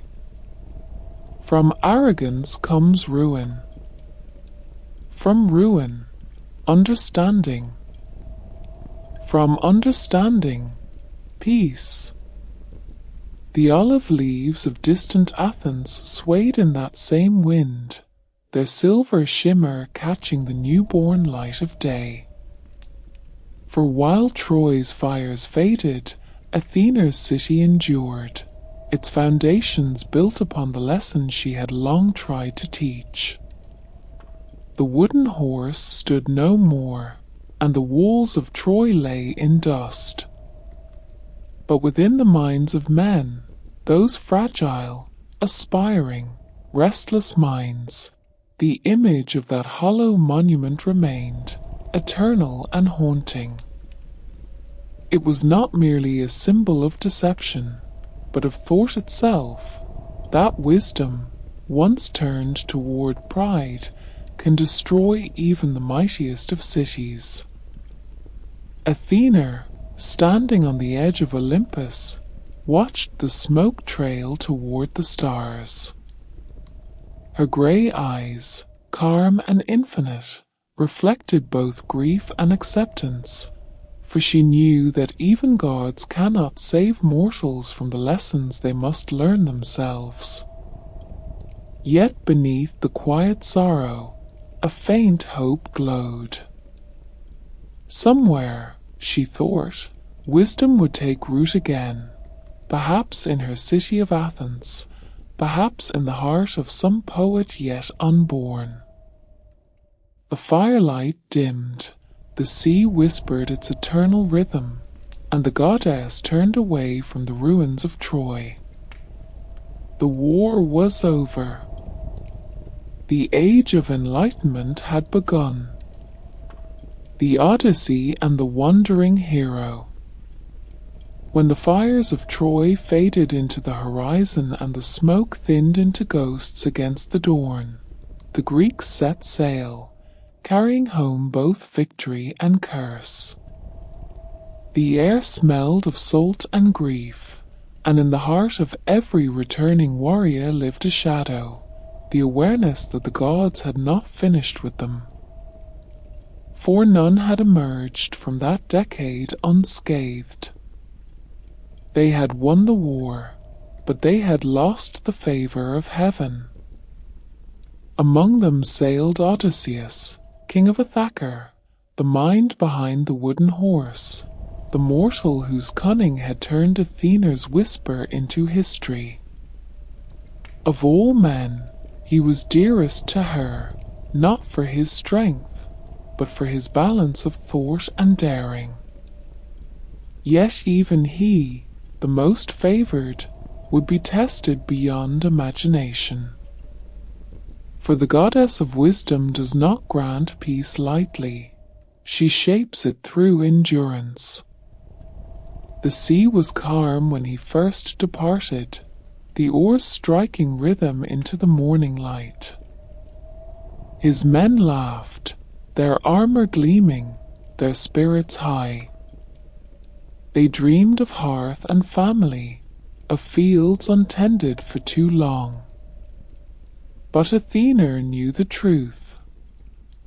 Home was not a place to which one simply returned. It was something to be earned through struggle, through humility, and through wisdom learned anew. Zeus had decreed that no mortal should leave Troy unjudged. Poseidon, enraged that his son Polyphemus had been blinded by Odysseus's hand, stirred the sea into fury. The waves rose like mountains, and the sky cracked with lightning. Athena watched from the heights of Olympus, her face calm yet burdened. Though she loved Odysseus, she could not unmake the will of fate. Instead, she became his unseen companion, shaping his trials into lessons and his pain into understanding. The first island they reached was the land of the Lotus Eaters, where the air shimmered with sweetness and forgetfulness. His men, tasting the fruit, fell into blissful oblivion, their eyes dull with dreams. Athena whispered to Odysseus's heart, reminding him of purpose. "Wake them," she said. "For memory is the seed of wisdom. To forget is to lose the path entirely." He dragged his men from the island, their protests soft as sleep. The ships moved on, their sails dark against the rising sun. Then came the land of the Cyclopes, where crude giants lived without lore or craft. There Odysseus met Polyphemus, son of Poseidon, a creature of raw power and hunger, whose single eye burned like a forge. Odysseus, guided by Athena's intelligence, devised a plan. He told the monster his name was a nobody, applied him with wine, and when the giant slept, drove a sharpened stake into his eye. The roar shook the cliffs, and the blinded beast groped helplessly, quarreling for vengeance. When the ship finally slipped away into the dawn, Odysseus's pride flared. He stood upon the stern and shouted back, revealing his true name. "It is I, Odysseus of Ithaca, who blinded you." Athena, watching from the wind, felt a chill of sorrow. Even the wise, as she murmured, are fools when victory blinds them. For in that cry, Odysseus sealed his own suffering. Poseidon heard, and his rage became the sea itself. The storms that followed scattered the fleet. Men were lost to waves and monsters, to the lure of false havens, and to the greed of strange lands. Each island became a mirror of human nature, greed upon Aeolia, gluttony among the Laestrygonians, and temptation in Circe's hall. The goddess watched and waited. She did not save him from each danger, for wisdom cannot be given, it must be discovered. Years passed like drifting clouds. The world forgot the hero who had once felled Troy, but Athena did not. She saw him weep upon lonely shores, his heart torn between despair and endurance while he dwelled upon Calypso's island, ensnared by immortal comfort.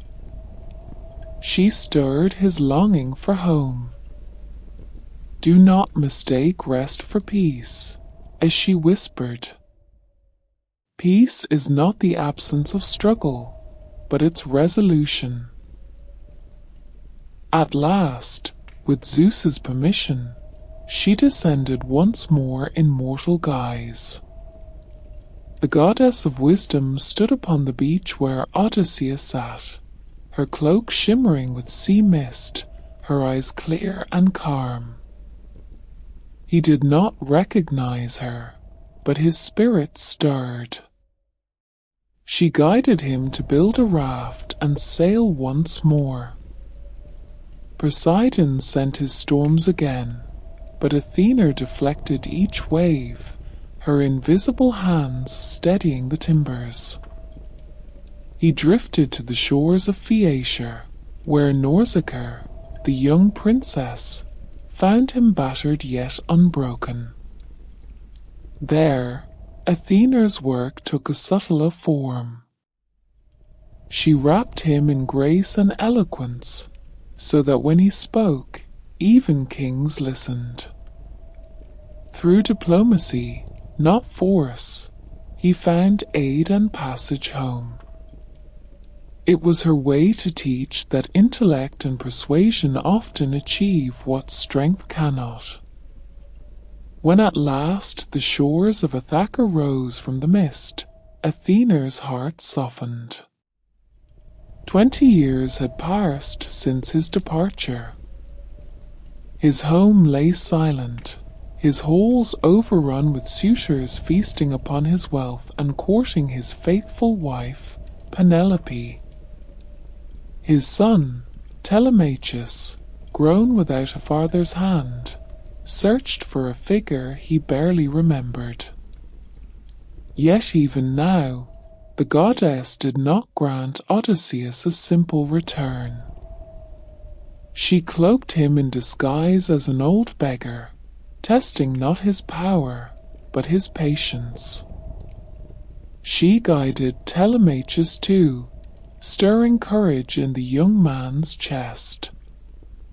Wisdom, as she whispered, is the inheritance of those who question the world. In that moment, father and son began to mirror the bond between Athena and the mortals she loved, a bond not of command, but of understanding. Inside the halls of Ithaca, Odysseus moved unseen among the arrogant suitors. Athena stood beside him, invisible but near, her grey eyes gleaming with pride. She steadied his anger, for wrath would have undone him before truth could be revealed. Wait, as she murmured. And when you strike, let it be with purpose, not passion. At last, the bow was brought forth, the weapon only Odysseus could bend. The suitors mocked the old beggar, their laughter echoing through the marble hall. But Athena's hand rested upon his shoulder, and with calm breath, he strung the bow in a single motion. The string sang like destiny. In that sound, every trial, every sorrow, and every whisper of the goddess culminated in one act of clarity. The arrow flew. The whole fell silent. When the final suitor fell and the echo of vengeance faded, Odysseus stood amid ruin and silence. Penelope, ever wise, tested him, asking of secrets only her true husband could know. And when he answered, not with pride, but with gentleness, she embraced him. In that moment, Athena smiled, for he had learned at last the balance she had always sought to teach, that cunning without humility leads to ruin, but intellect tempered by compassion brings peace. The years of wandering had stripped him of arrogance, leaving wisdom in its place. And though his trials had been many, they were not punishment, they were refinement. Athena, unseen, stepped outside the palace and looked across the calm sea. The moon shimmered on the water like a silver shield. She thought of Troy's burning towers, of the folly of gods, and of the endurance of mortals. It was always the same cycle, war and pride, loss and revelation. But each turn brought humanity closer to understanding. She whispered into the night, her voice carried upon the wind that brushed the olive trees. You have come home not because you are strong, Odysseus, but because you have learned. The waves lapped against the shore, soft and rhythmic. From her temple on the Acropolis far away, an owl called out across the darkness, a sound of completion, of wisdom fulfilled. Yet even as peace settled over Ithaca, Athena's work was never done. She knew that wisdom was not a final destination, but an endless voyage. Every mortal life was an odyssey, each filled with storms, illusions, and moments of grace. Her purpose was to guide them all, unseen, but constant, from blindness toward truth. She turned once more toward Olympus, her heart neither heavy nor light. In her eyes burned the reflection of human resilience, the spark she had nurtured since the dawn of thought. And as she ascended into the stars, her voice lingered upon the world. Between cunning and conscience lies understanding. Between journey and home lies wisdom. Thus ended the wandering of Odysseus. And thus continued the quiet dominion of Athena, the goddess who never slept, whose watchful gaze still guarded the fragile balance between reason and desire, between the sea of chaos and the shores of peace. Athena and the rise of Athens. When Odysseus' sails disappeared beyond the horizon and the songs of the Homeric age faded into an echo, the world beneath Olympus changed. The long silence of war gave way to the murmurs of civilization. The fires of conquest cooled into the glow of hearts. And from that warmth, the first philosophers began to dream. The goddess who had watched over heroes and warriors turned her gaze now toward builders, thinkers, and poets. Athena's era of blood and bronze transformed into an age of marble and reason. It was in her city, Athens, that this transformation took form. The olive trees she had gifted centuries earlier grew into groves that shimmered like silver seas across the Attic hills. Beneath their branches, shepherds debated justice, sculptors studied symmetry, and children learned not the songs of war, but the rhythm of thought. The goddess had triumphed, not by spear or flame, but by patience. What began with a contest against Poseidon had become the soul of an entire people. At dawn, the light over the Acropolis was unlike anywhere else in the world. It was said that Athena herself shaped the air there, clear, golden, and lucid. Travelers who approached from the sea saw the rock rising from the earth like the pedestal of heaven, its surface crowned with temples that gleamed as if lit from within. Atop it stood her great image carved by Phidias, towering and calm. Her spear caught the morning sun. Her shield reflected the sea. Even ships miles away could glimpse that glint and feel reassured, as if the goddess herself were watching their passage. But the beauty of Athens was not in its stones alone. It was in its people, who carried Athena's essence in their way of life. They revered wisdom as others revered war, and their daily acts were offerings to her. The craftsman at his workbench, the teacher beneath the olive tree, and the citizen in council, each was her disciple. Her temple might hold her statue, but her true dwelling was in the mind of the city itself. Athena inspired them not with miracles, but with questions. She whispered to their thinkers, men like Solon, who shaped laws with reason instead of vengeance, and later to Socrates, who turned wisdom inward and taught that the unexamined life was no life at all. In their restless pursuit of knowledge, she heard the echo of her own divine purpose, the belief that enlightenment was not a gift from the gods, but a responsibility of humanity. In the Agora, where merchants shouted and philosophers argued, Athena's presence was everywhere. The people traded ideas as freely as they traded goods. Debate became a sacred ritual.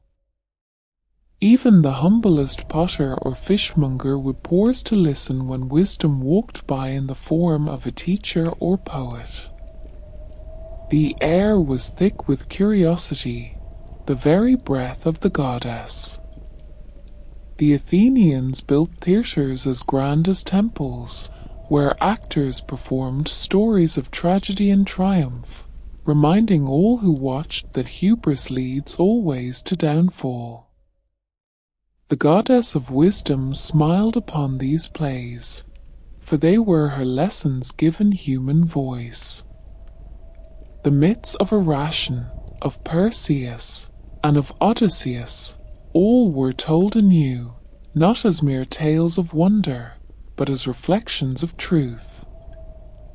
The stage became a mirror of the soul, and in its reflection, Athena saw herself. Even in warfare, Athens followed her example. When enemies threatened the city, its generals did not rush blindly into bloodshed. They planned, calculated, and strategized, each campaign an act of reasoned defense, not rage. The walls of Themistocles, built with foresight, shielded them from Persian invasion. The ships at Salamis, guided by intellect and courage alike, turned back an empire. As the Greeks fought upon the sea, it was said that Athena herself walked the decks, her cloak shimmering like starlight upon the waves. After the victory, the Athenians did not raise statues of kings. They raised temples to their goddess, the Parthenon. It began as a vision among architects and sculptors who sought to honor her not through flattery, but through perfection. Under Pericles, the city became her living monument. Marble from Mount Pentelicus was quarried and hauled by hand, shaped by tools that hummed like hymns. Every column, every frieze, every curve was measured not for mere splendor, but for harmony, the physical embodiment of thought-made form. When it was completed, the Parthenon gleamed like dawn incarnate. Within it stood the colossal statue of Athena Parthenos, gold and ivory, serene and unshakable. She held in her hand a smaller figure of Nike, the spirit of victory, not as brute triumph, but as grace. Her eyes, carved with such depth that they seemed to follow the viewer, spoke without sound that wisdom and power, when united, create beauty eternal. The citizens gathered beneath her gaze and marveled. The temple was not merely a house for a god, it was a sanctuary for the human spirit, a promise that reason, discipline, and imagination could touch the divine. Athena's soul was now carved into the skyline, her ideals etched into stone. But for all her serenity, the goddess knew that even enlightenment carried shadows, pride. That old enemy had merely changed its shape. It no longer roared on battlefields, it whispered in academies and courts. She watched as the city that bore her name grew wealthy and proud. Scholars debated until their truths turned brittle. Politicians spoke of justice, but sought their own glory. Artists sculpted her likeness not in reverence, but in vanity.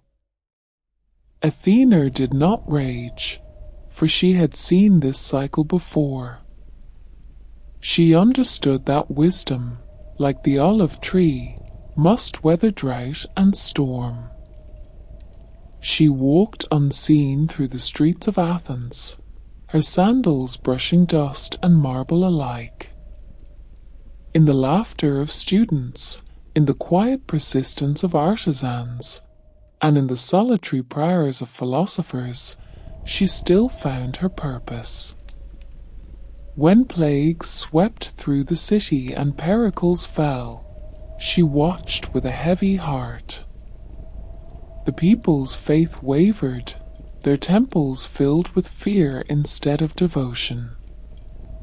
Yet even in despair, Athena's presence endured, in the writings of historians who sought to understand, and in the mathematicians who measured the stars to find order amid chaos. The goddess of wisdom does not vanish. When her people fall into doubt, she grows quieter, waiting for them to listen again. So she waited, and in time, new voices rose. Plato built his academy, where thought itself became a sacred ritual. Aristotle followed, weaving logic into the fabric of nature. In every word they wrote, Athena's spirit moved the eternal conversation between mortal curiosity and divine understanding. They spoke of ideals, of virtue, and of the soul's pursuit of truth. They called it philosophy, but it was prayer by another name. As the centuries turned, Athens became not just a city, but an idea, an enduring reflection of the goddess who birthed it. Empires would rise and fall, conquerors would come and go, yet her wisdom would outlive them all. Even as marble crumbled and temples faded, the mind she awakened in her people would never sleep again. From that spark, civilization spread across continents.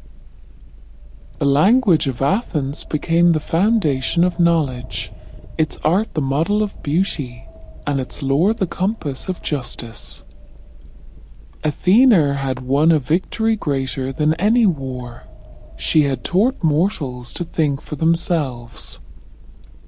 On quiet nights, when the moon shone over the Acropolis and the air hummed with cicadas, her spirit still walked among the ruins. Travelers claimed to feel her presence there, a calm that silenced even the wind.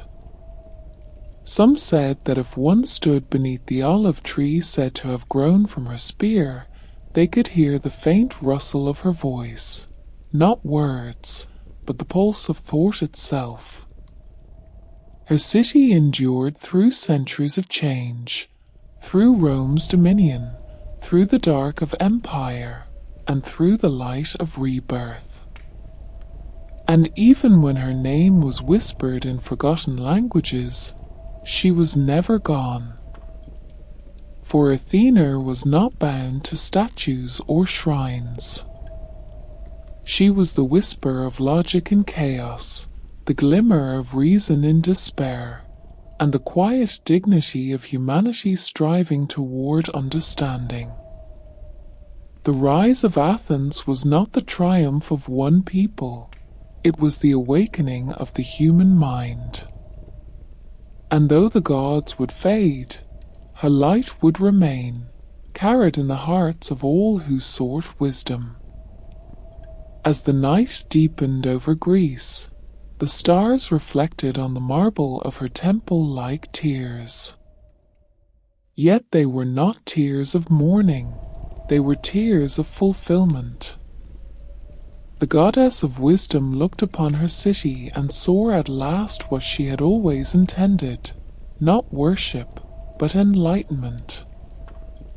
And so she turned her gaze to the wider world, her grey eyes reflecting both dawn and dusk.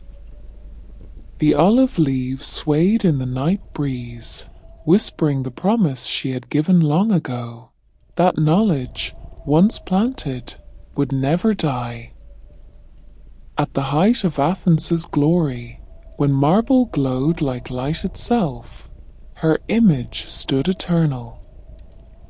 Sunlight made solid, and the hum of philosophy filled the air, as the city turned its full devotion toward the goddess who had given it life. The wars had ended, the arts flourished, and wisdom reigned in the agora like a living current. And from that current arose a single vision, an act of creation that would unite the mortal and the divine in one eternal form. It was the Parthenon, high upon the Acropolis, where the first olive tree had sprung from Athena's spear. Builders and sculptors labored day after day, year after year. Their hands were steady, their hearts reverent. They worked not to please kings, but to honor perfection. Every block of marble carried meaning. Every curve obeyed harmony. It was not merely a temple, it was a philosophy carved in stone. Athena watched from above, her eyes like still grey seas. She felt the rhythm of chisels, the hum of tools, and the breath of dust rising toward the sky. The sound of creation to her was music, the mortal echo of divine thought. The Parthenon was not her demand, but their gift, a collective act of gratitude and intellect. Phidias, the greatest sculptor of his age, led them. Guided by both genius and reverence, he imagined her form as no human ever had. She would not stand distant or untouchable, but radiant, calm, and sovereign. He saw her as both warrior and teacher, strength wrapped in serenity. When he closed his eyes to pray before beginning, he whispered, "A goddess, guide my hand that I may show men not what you are, but what wisdom looks like when shaped by faith." Athena heard. Years passed as the temple rose, each column angled imperceptibly inward so that the structure appeared flawless to the human eye. The masons said that even imperfection must serve harmony. For Athena's world was one where geometry and soul intertwined. When the last stone was laid, the sunlight broke across the marble, and the temple seemed to breathe. The people stood in silence, tears shining in their eyes, for they felt her presence in every gleaming surface. Inside, Phidias completed his masterpiece, the colossal statue of Athena Parthenos. She stood nearly 40 feet tall, gold and ivory gleaming beneath the torchlight. Her eyes, made of precious stone, caught the light and seemed alive. In one hand, she held a figure of Nike, the spirit of victory, delicate and weightless, as if it might take flight. In the other, her spear touched the ground beside her shield, upon which the head of Medusa glimmered like captured lightning. When the veil was first lifted, a hush fell over the crowd. Even the priests stood breathless. The goddess appeared not as a distant deity, but as a mirror of the human soul at its highest discipline, power without cruelty, beauty without vanity, wisdom without pride. Outside, the Parthenon gleamed in the sun like the summit of human endeavor. Travelers from distant lands came to behold it, calling it the House of Reason. The columns framed the sky like a doorway between earth and heaven. When the wind passed through, it carried the low hum of balance, as if the building itself was singing her name. But Athena, though honored, did not bask in the praise. She saw in this monument both devotion and danger, for she knew that every act of greatness contains within it the seed of pride, and pride, once watered, grows swiftly. She descended in silence one night, walking the marble steps of her own temple. The moonlight poured across the city like silver water. She paused before her statue and studied her likeness, the serene face, the lifted spear, the calm dominion. It was magnificent, yes, but incomplete.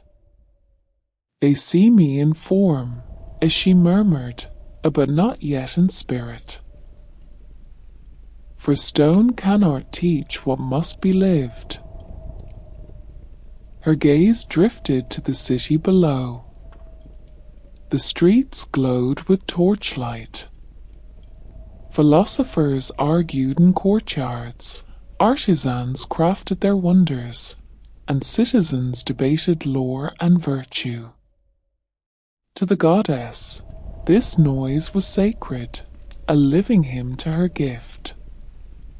Yet she sensed a tremor in the harmony, a faint discord.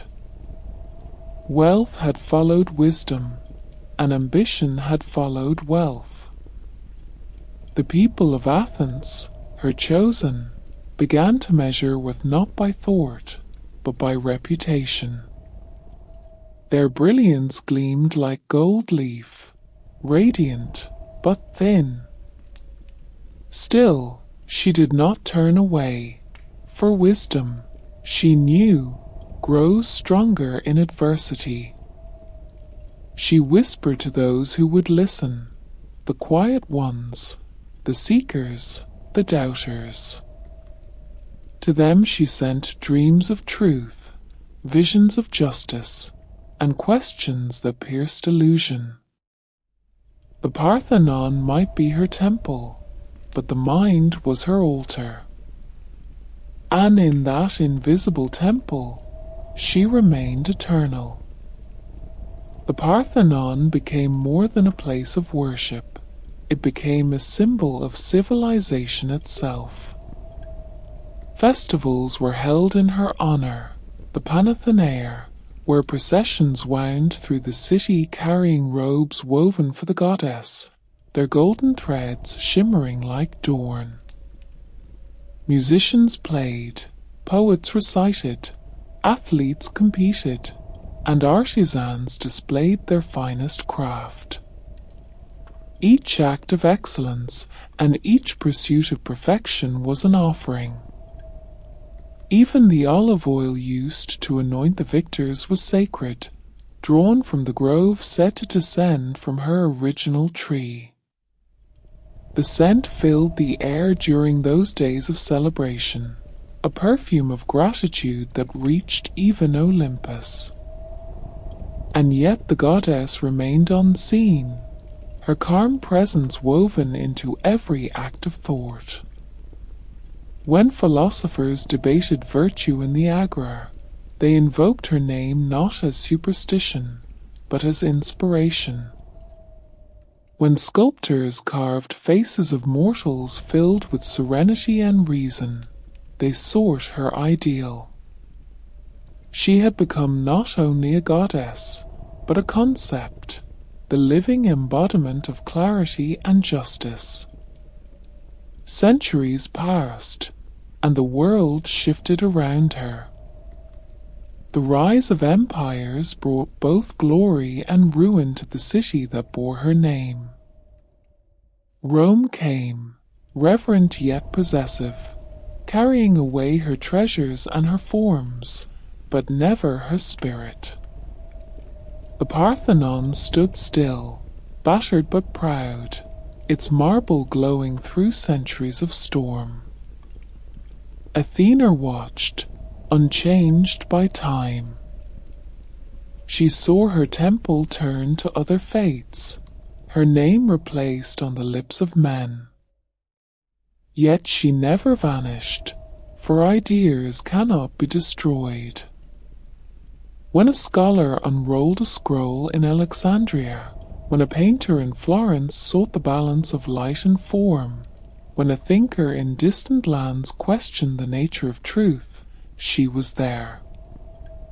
Through the ages, her image in stone became the blueprint for beauty. Her calm symmetry, her poised strength, and her reflective gaze shaped cathedrals, palaces, and sculptures across civilizations. Even when her name was forgotten, her essence endured. For every builder who sought proportion, every artist who sought meaning, every philosopher who sought order, all followed her path unknowingly. The Parthenon weathered earthquakes, fire, conquest, and time. Its columns cracked and its statues fell. Yet its spirit refused to fade. The olive tree beside it grew and grew, its roots gripping the same sacred rock. Travelers still climbed the hill to stand before the ruins. And there, amid the broken marble and wind, they felt something eternal. They could not name it, but it was her. The goddess of wisdom had long since left Olympus, but she had never left humanity. Her temple of stone was only the first layer of her shrine. Beneath it, in every mind that seeks understanding, she lives still. Her likeness may crumble, but her reflection remains in thought, in art, and in the endless striving for harmony. And when the sun sets over the Acropolis and the marble blushes gold, the air seems to shimmer with her breath. For Athena, carved in stone but alive in spirit, is not merely a memory of gods.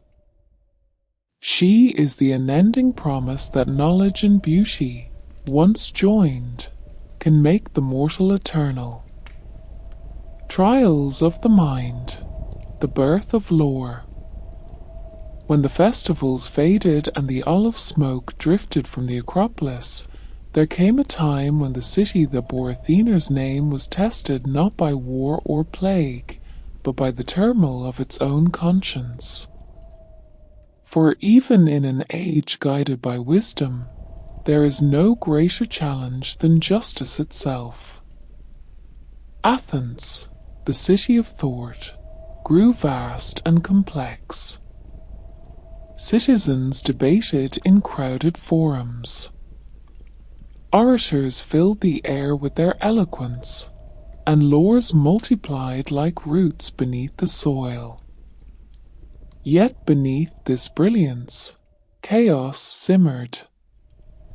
Revenge still whispered through alleyways, and pride still burned in the hearts of men. The old blood feuds of the ancient world had not died. They had merely hidden beneath the marble face of civilization.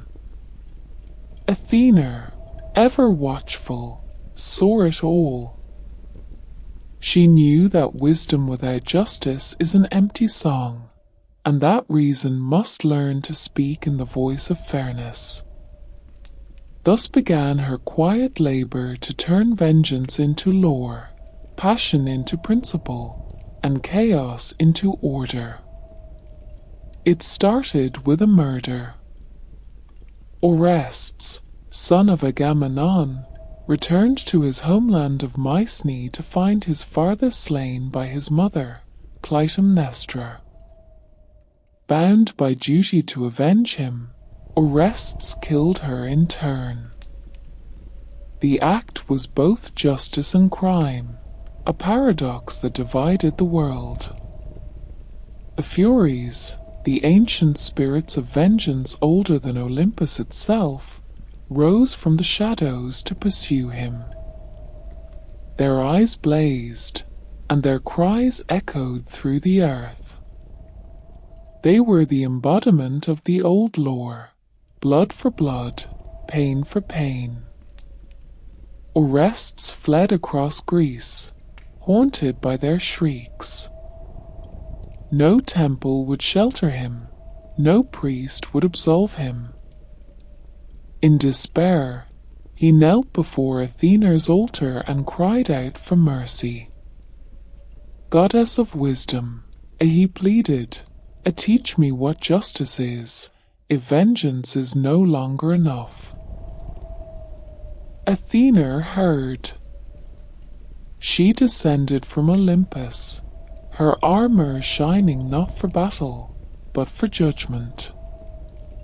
She looked upon Orestes not as sinner or saint, but as a man bound by the weight of his choices. Rise, as she said gently. Your guilt is not for gods to decree, but for men to understand. The age of endless retribution is over. Let reason speak where wrath once ruled. With that, she gathered 12 citizens of Athens and formed the first court of law, the Areopagus, on the hill of Ars. It was there, beneath the open sky, that mortals would weigh guilt and innocence, guided by evidence, not by bloodlust. The trial began at dusk. The Furies stood to accuse, their hair writhing with serpents, their voices like the hiss of old wounds. "He has spilled his mother's blood," they cried. "No law can cleanse that sin. Let him suffer as all who kill must suffer." Orestes trembled, yet spoke with courage. "I avenged my father's murder," he said. "Is it justice to kill a killer? If I am damned, then all justice is a circle of fire with no end." The citizens listened, torn between fear of the Furies and reverence for Athena. At last, the goddess herself rose to speak. Her voice was calm, but it carried the weight of dawn. "This is the birth of reason," she said. "From this day, vengeance shall bow before judgment. The old ways must yield to the new." She called for the jurors to cast their votes. Pebbles dropped into bronze urns, the sound of destiny taking shape. When the count was even, Athena placed her own stone into the urn of mercy. "If there is balance," as she said, "let compassion tip the scale." The verdict was given. Orestes was acquitted. The Furies howled, their ancient lore broken. But Athena turned to them and spoke not with command, but with invitation. "Your time is not over," as she said. "You shall become the Eumenides, the kindly ones. Protect the innocent, guide the hearts of men, but let reason rule your fury." And so the goddesses of vengeance were transformed. Their wrath softened into guardianship, and their cries became songs of warning, not of doom. The earth trembled, not in anger, but in renewal. A new order was born, the lore that speaks, the lore that listens. From that day onward, Athens became the cradle of justice. The Areopagus stood as sacred ground, where disputes were settled by reason, not retribution. Men who once reached for swords reached now for words. The goddess of wisdom had achieved her greatest victory, not in war, but in thought. She did not boast. She simply stood beneath the moonlight and watched her people learn. The jurors dispersed, their hearts heavy but enlightened. The Furies faded into the night, their hissing replaced by the murmur of the wind through olive leaves.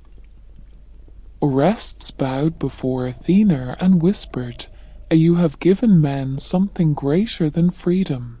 You have given them conscience."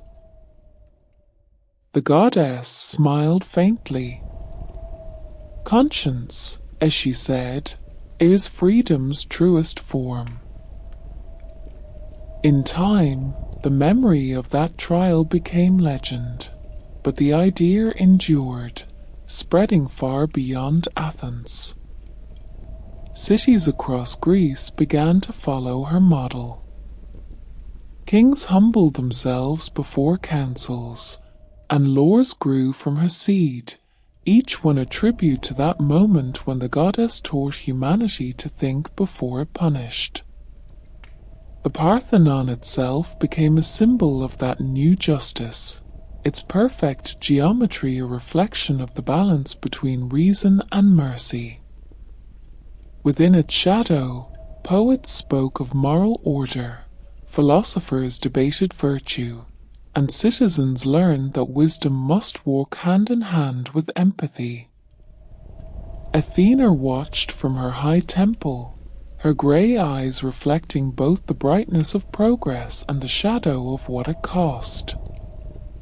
For lore, though just, could never erase pain entirely. It could only guide it toward meaning. Yet even this limitation was sacred, for wisdom is not omnipotence, it is restraint. The goddess understood that perfection is not the absence of error, but the willingness to correct it. She saw her people falter, argue, even misuse the laws she had inspired, but she did not intervene. She had given them thought. Now they had to learn responsibility. At night, the Acropolis shimmered with torchlight. The city below murmured like a living being. Athena's statue cast long shadows across the marble floor, and in those shadows one could almost hear her voice. Seek balance in all things. When wrath tempts you, remember mercy. When fear blinds you, remember truth. The trial of Orestes became more than myth. It became a parable of civilization itself. It marked the moment when the gods withdrew their hand from mortal punishment, trusting humanity to govern its own heart. The world had shifted subtly, but forever. And as centuries passed, each courtroom, each philosopher's desk, and each debate beneath an olive tree echoed that same divine whisper: justice, reason, compassion, three faces of one eternal goddess. Athena no longer needed to descend among mortals to be seen. She lived now in every act of fairness, every law written with care, and every soul brave enough to question cruelty. Her city had grown beyond her image in stone. It had become her reflection in spirit. The night wind moved softly across the Parthenon, carrying the scent of olive oil and marble dust. Beneath the stars, the goddess of wisdom stood unseen among her people, her voice a gentle murmur in the still air. Lore was born when mercy learned to speak. Let it never fall silent. The shadows of hubris. This so truly victorious blessing carried the shadows of hubris. The Parthenon gleamed beneath the rising sun, but Athena, from her silent height above the world, could already sense the tremor in its radiance. What had begun as harmony was shifting ever so slightly into dissonance. The people she had guided, her beloved Athenians, had learned much. They had built beauty beyond measure, written philosophy, and turned justice into art. But in the mirror of their own perfection, they began to fall in love with their reflection. Hubris, the ancient enemy of wisdom, was stirring once again. It came softly at first, like the distant murmur of thunder beyond a clear horizon. The artists, whose hands had once carved in reverence, now sought to outdo one another. The philosophers, who had once questioned in humility, began to speak as if they themselves were gods. The statesmen, whose duty had been to serve, found pleasure in hearing their names echo through the marketplace. Athena watched, sorrow building like mist in her chest. She had seen this before among gods and among mortals. In every age, knowledge, like fire, could illuminate or consume. The same mind that invents justice can justify cruelty. The same reason that builds temples can also build empires. When Athens reached the height of its glory, its ships filled the Aegean, and its words shaped the thoughts of nations. The city of wisdom became the envy of the world. But envy breeds arrogance, and arrogance blinds even the wise. The goddess saw the signs as clearly as she once saw the omens of war, boastful speeches, the hunger for dominance disguised as virtue, and the forgetfulness of gratitude. She walked among them in disguise, cloaked as a traveler, a teacher, or a beggar. Few recognized her, though some felt unease when her grey eyes met theirs.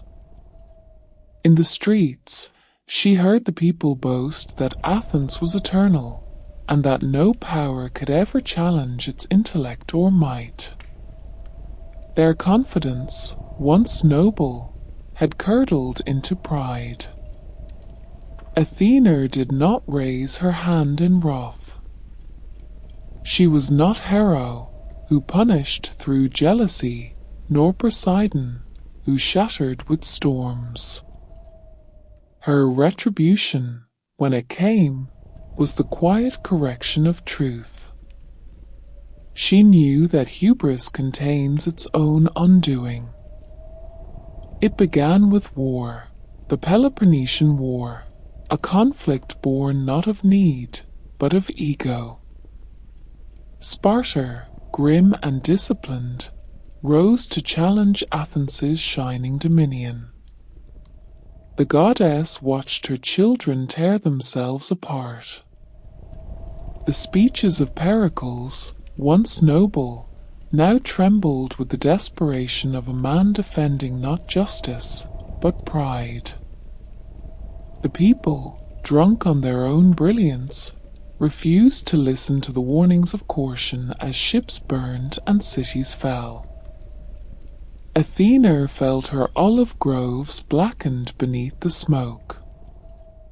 The air that had once carried laughter now rang with the cries of the dying. The plague swept through Athens, and Pericles himself perished beneath its fever. Still, the people fought, unwilling to bend. They called upon her name, but not for wisdom, for victory. She did not answer. For how can wisdom dwell where arrogance has built its throne? Years of blood followed. The once golden city grew weary and thin, its walls crumbling and its treasury empty. The goddess of reason stood helpless, for she could not force understanding upon those who refused to see. She watched as Athens, the city of her heart, surrendered not to Sparta, but to its own blindness. And yet, even in ruin, the flame of thought flickered on. Socrates walked among the rubble, barefoot and calm, questioning, listening, and refusing despair. When others saw defeat, he saw only the necessity of truth. The unexamined life, he said, is not worth living. Athena heard those words and felt the faintest smile touch her lips. One spark remained, but even that spark drew envy and fear. The city, ashamed of its defeat, turned against its own conscience. The same democracy that Athena had inspired condemned Socrates to death for his ideas. The goddess descended that day to the prison where he waited, unseen but near. He sat calmly, cup of hemlock in hand, speaking to his students.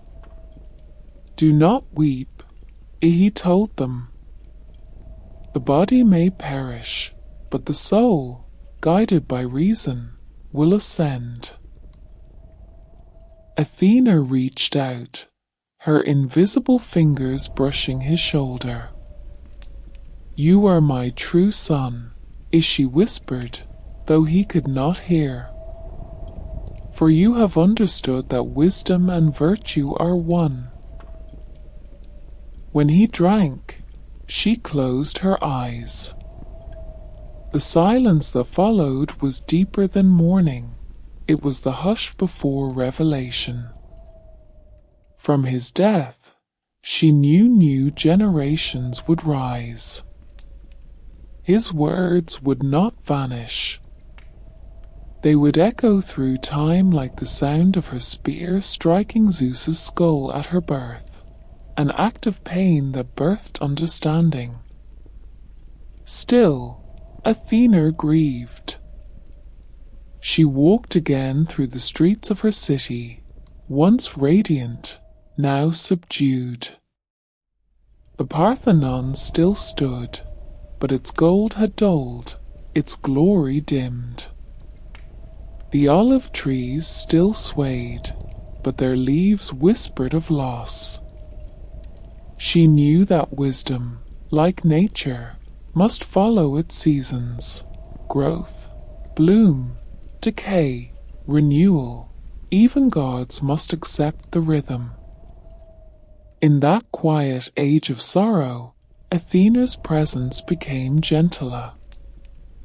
No longer the guiding voice of victory, she became the whisper of endurance.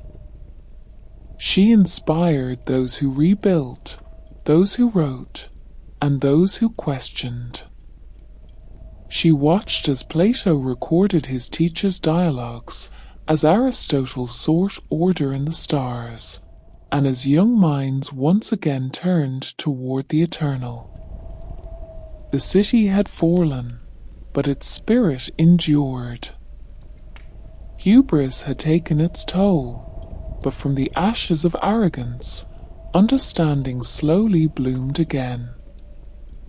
Athens learned painfully that greatness is not measured by conquest or acclaim, but by the courage to seek truth, even in ruin.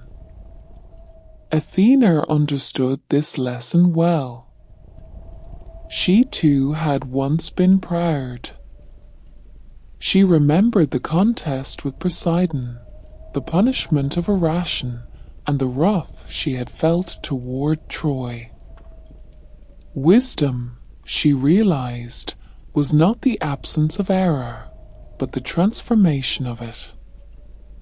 Even the goddess of reason must learn compassion through sorrow. As the centuries turned, she no longer appeared as warrior or judge. Her armor grew lighter, her presence softer. She became the muse of reflection, the guardian of quiet thought.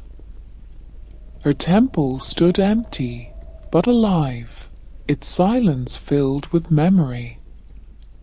Travelers who climbed the Acropolis spoke of feeling peace there, as if the stones themselves remembered balance. At twilight, when the last light kissed the marble and the air turned gold, Athena stood unseen beside her statue. The face carved by Phidias seemed to gaze back at her not as an idol, but as a mirror. "You are what they needed me to be," she whispered. "Now they must become what I taught them to seek." By Grace's charm, the olive tree rustled beside her, its leaves gleaming like tiny shields in the fading sun. She reached out and touched its bark, feeling the pulse of the earth beneath her hand. Even after fire, as she said softly, "You grow again." The night settled over Athens, calm and eternal. The city would rise and fall again through empires and ages. But its spirit, her spirit, would not fade. For even when mortals forget the goddess, they cannot forget what she gave them, the power to think, to question, and to understand.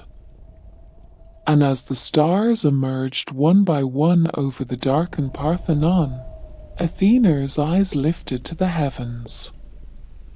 She saw there not the vanity of gods, but the quiet persistence of creation, the endless cycle of thought renewing itself through time. Athena beyond Greece. The centuries moved as quietly as the tide. Empires rose, fell, and were swallowed by the sands of memory. Yet through every storm of time, Athena's presence lingered, unseen, but enduring like a star veiled by clouds. Her temples cracked and her worship faded, but her essence lived on in the fabric of human thought. The goddess who had once spoken through oracles and omens now spoke through reason itself. The Romans called her Minerva. They built shrines in her name, crowned her with laurels, and carved her into their coins. In their libraries and courts, her likeness stood beside their lores. To generals, she was discipline; to lawmakers, prudence; to philosophers, intellect given form. Her gaze, cold and steady in bronze, seemed to watch them as they debated in marble halls, reminding them that victory without order was ruin, and logic without compassion was emptiness. She did not speak to them as she had to the Greeks. Her voice, once melodic and near, became quieter, refined to intuition, to sudden understanding, to the spark that lights when the mind finds truth. When a senator weighed mercy over vengeance, she was there. When an architect found symmetry in chaos, she guided his hand. As Rome conquered the known world, Athena watched its hunger for power grow. She knew the pattern well: creation, pride, collapse. She had seen it in Troy, in Athens, and in every city that crowned itself eternal. Yet she also knew that from ruin, knowledge always survived. When fire devoured Alexandria, she stood amid the smoke, her grey eyes reflecting the light of burning scrolls. She wept for the words lost to flame, but she did not despair. For every idea destroyed, another would rise elsewhere, reimagined, refined, reborn. The goddess who once shaped cities turned now to the quieter sanctuaries of the mind. In distant monasteries where the world's noise could not reach, monks copied the wisdom of the ancients by candlelight. They did not know her name, yet they followed her lore. The flickering flames that lit their pages were the same golden hue that once gleamed upon her armor. Through the long centuries of shadow, Athena walked unseen among scholars, healers, and dreamers. She lived not in ritual, but in the pulse of understanding, the quiet joy when a question found its answer. The world no longer built temples of marble, it built cathedrals of thought. In time, the world stirred again. The Renaissance came like dawn, breaking after 1,000 years of dusk. The painters and sculptors of Italy, reaching backward through history for light, found her image waiting. In fresco and stone, she emerged again, calm, deliberate, unyielding. The artists did not call her Athena, they called her Sapientia, wisdom. Yet her eyes were the same grey depths of understanding, and her olive crown still glowed with restrained fire.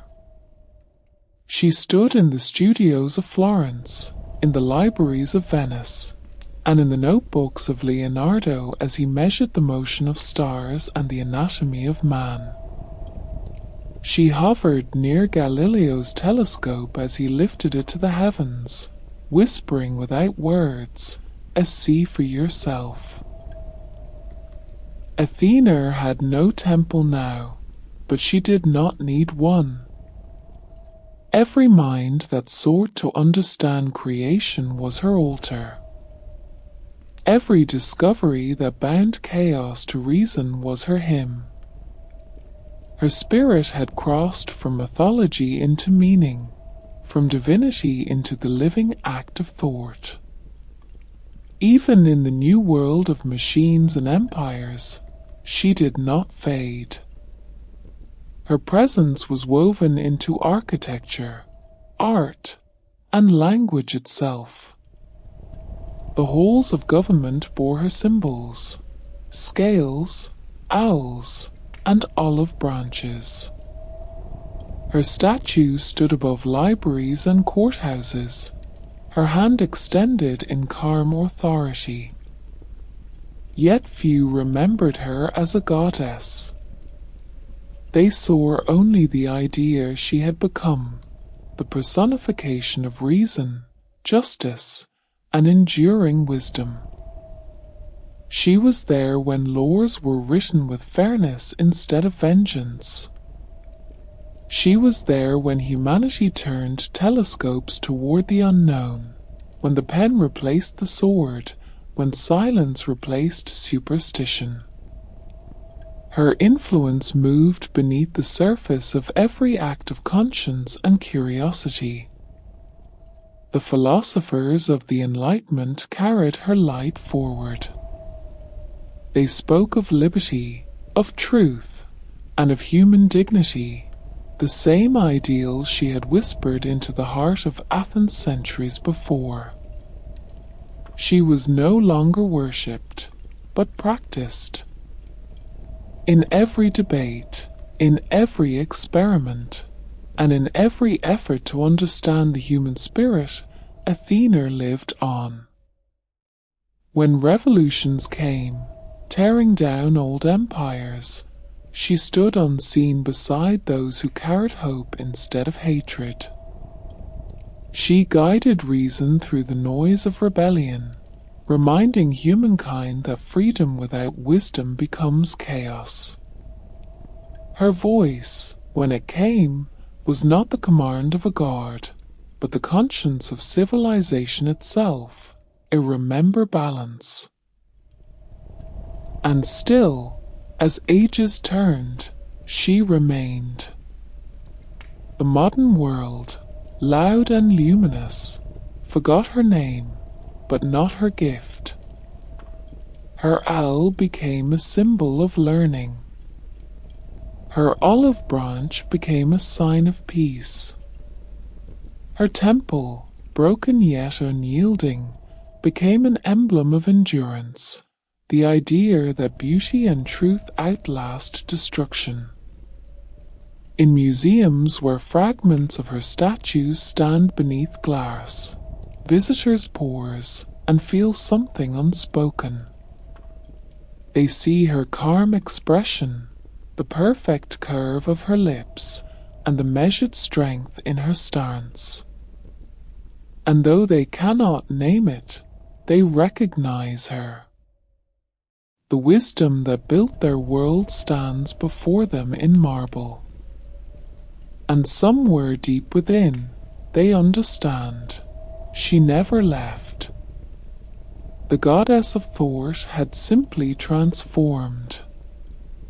Her power was no longer in prayers or offerings, but in every act of clarity, every word of understanding, and every gesture of peace that defied the darker urges of the human heart. Athena had become the quiet rhythm of civilization itself, the still, guiding presence in a world forever learning, forever erring, forever reaching toward the light of comprehension. She had moved beyond Olympus, beyond Greece, beyond myth. And though no one now knelt before her altar, her work continued. Wherever thought overcame ignorance, wherever reason conquered fear, wherever creation replaced destruction, no statue could contain her, no language could define her. She was the mind awakened, the calm center of all that endures.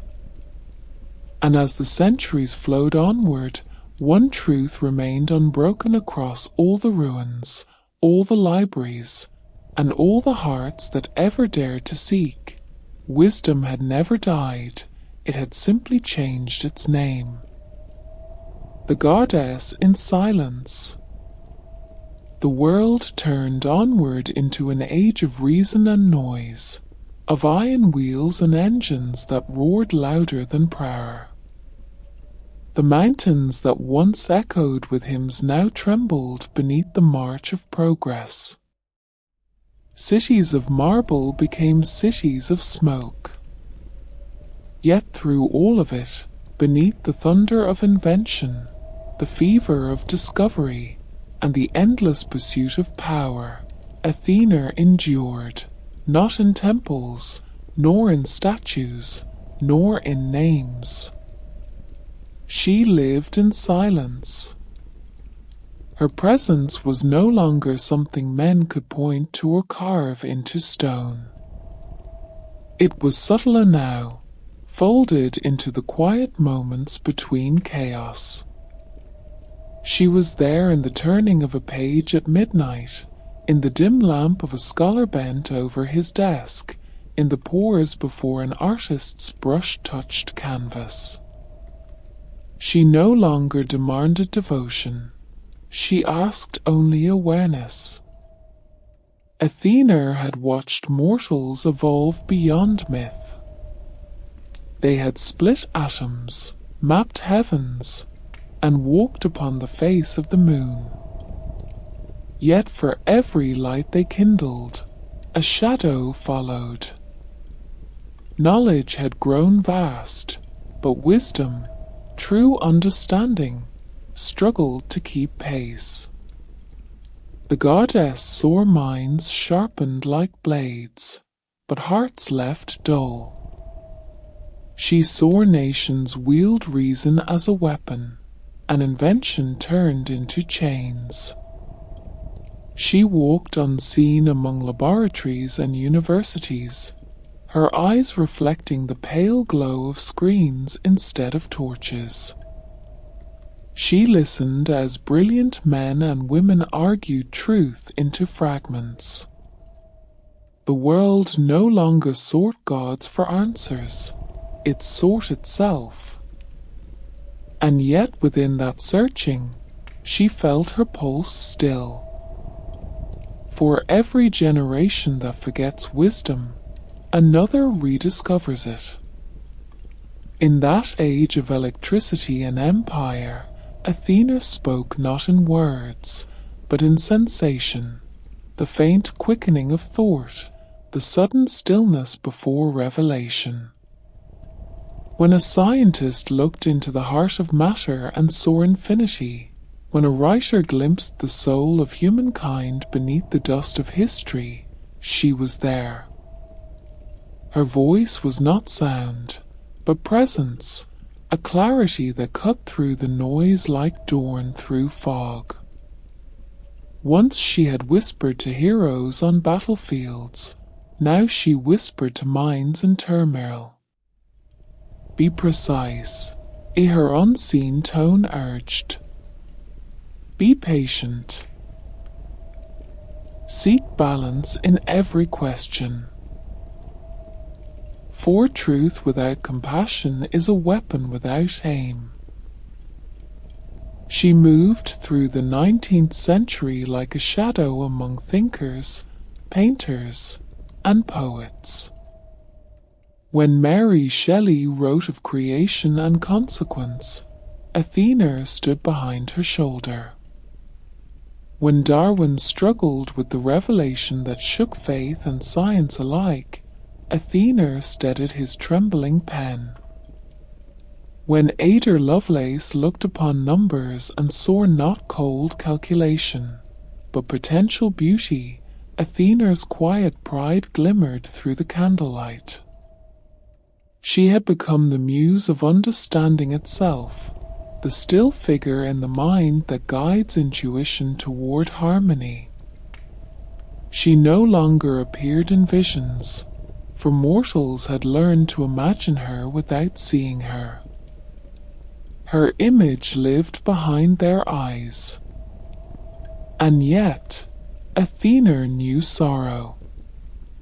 The same intellect she had nurtured since the dawn of civilization now turned upon itself. Wars were fought not for the gods, but for ideologies. Knowledge was used to destroy as much as to enlighten.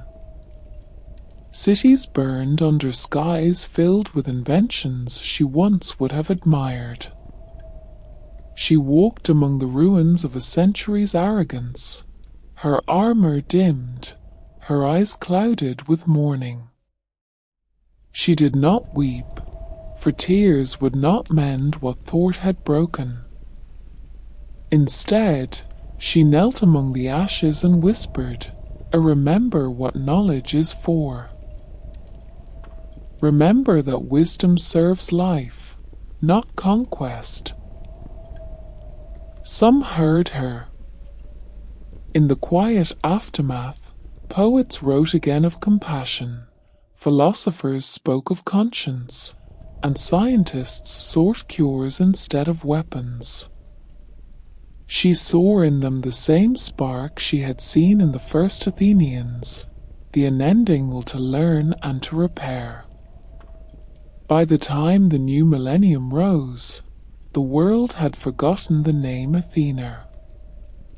Yet her mark was everywhere, the olive branch carved upon emblems of peace, the owl stamped upon schools and libraries, and the spirit of inquiry that pulsed through every generation of thinkers and dreamers.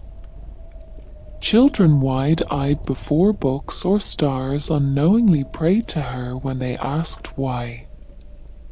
For every time a question was born from wonder instead of fear, the goddess stirred. She was no longer the deity of marble and spear. She was the breath that lingered between curiosity and comprehension. She no longer needed Olympus. The human mind had become her temple. Its neurons fired like stars. Its thoughts wove webs more intricate than any loom. Aration's punishment had long ago become prophecy. Humanity itself now spun the threads of understanding, creating patterns that reached beyond even Athena's foresight.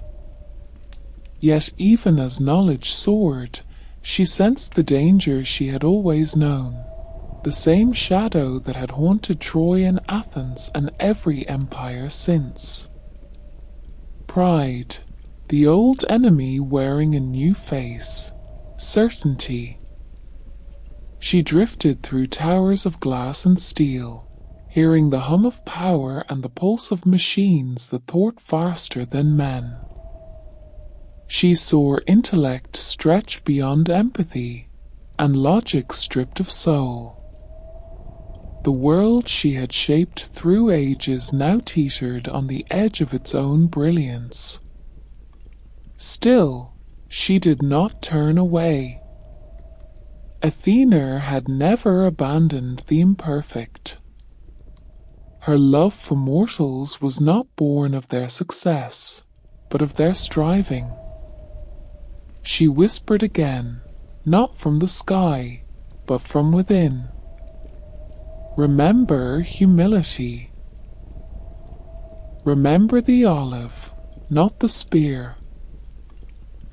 Wisdom is not conquest, but care. Sometimes someone heard her. A child looked up from a glowing screen and noticed the stars. A scientist hesitated before an experiment and chose restraint over pride. A writer captured truth in words that comforted rather than divided. And though the world rarely noticed, each act was a prayer, an unconscious echo of the goddess who still listened. At dusk, when cities flickered to life with 1,000 artificial suns, Athena would drift above them unseen. Her cloak shimmered faintly with the reflections of their lights, her eyes calm and knowing. She no longer needed to intervene. Humanity was her reflection now, flawed, brilliant, endlessly curious. And as night deepened, she would whisper through the hum of electricity and wind. Every age forgets me. Every age finds me again. You are not children of chaos, but of thought. As long as you question, as long as you seek, I endure. Her voice would fade into the rhythm of the world, the pulse of traffic, the murmur of books opening, the quiet breath before invention. In that silence, she was everywhere, not as a goddess, not as a myth, but as the invisible symmetry that binds meaning to creation. She was the steady heart within the noise, the wisdom hidden inside the endless hum of progress. And though no altar bore her name, the world remained a temple, vast, restless, and forever reaching toward understanding. The immortal thread. Beneath the quiet hum of the modern world, where glass towers gleamed like polished spears and networks of light wrapped the earth in invisible webs, Athena's essence still moved, no longer bound to temples or marble likenesses. She lived within humanity's pulse, unseen but constant.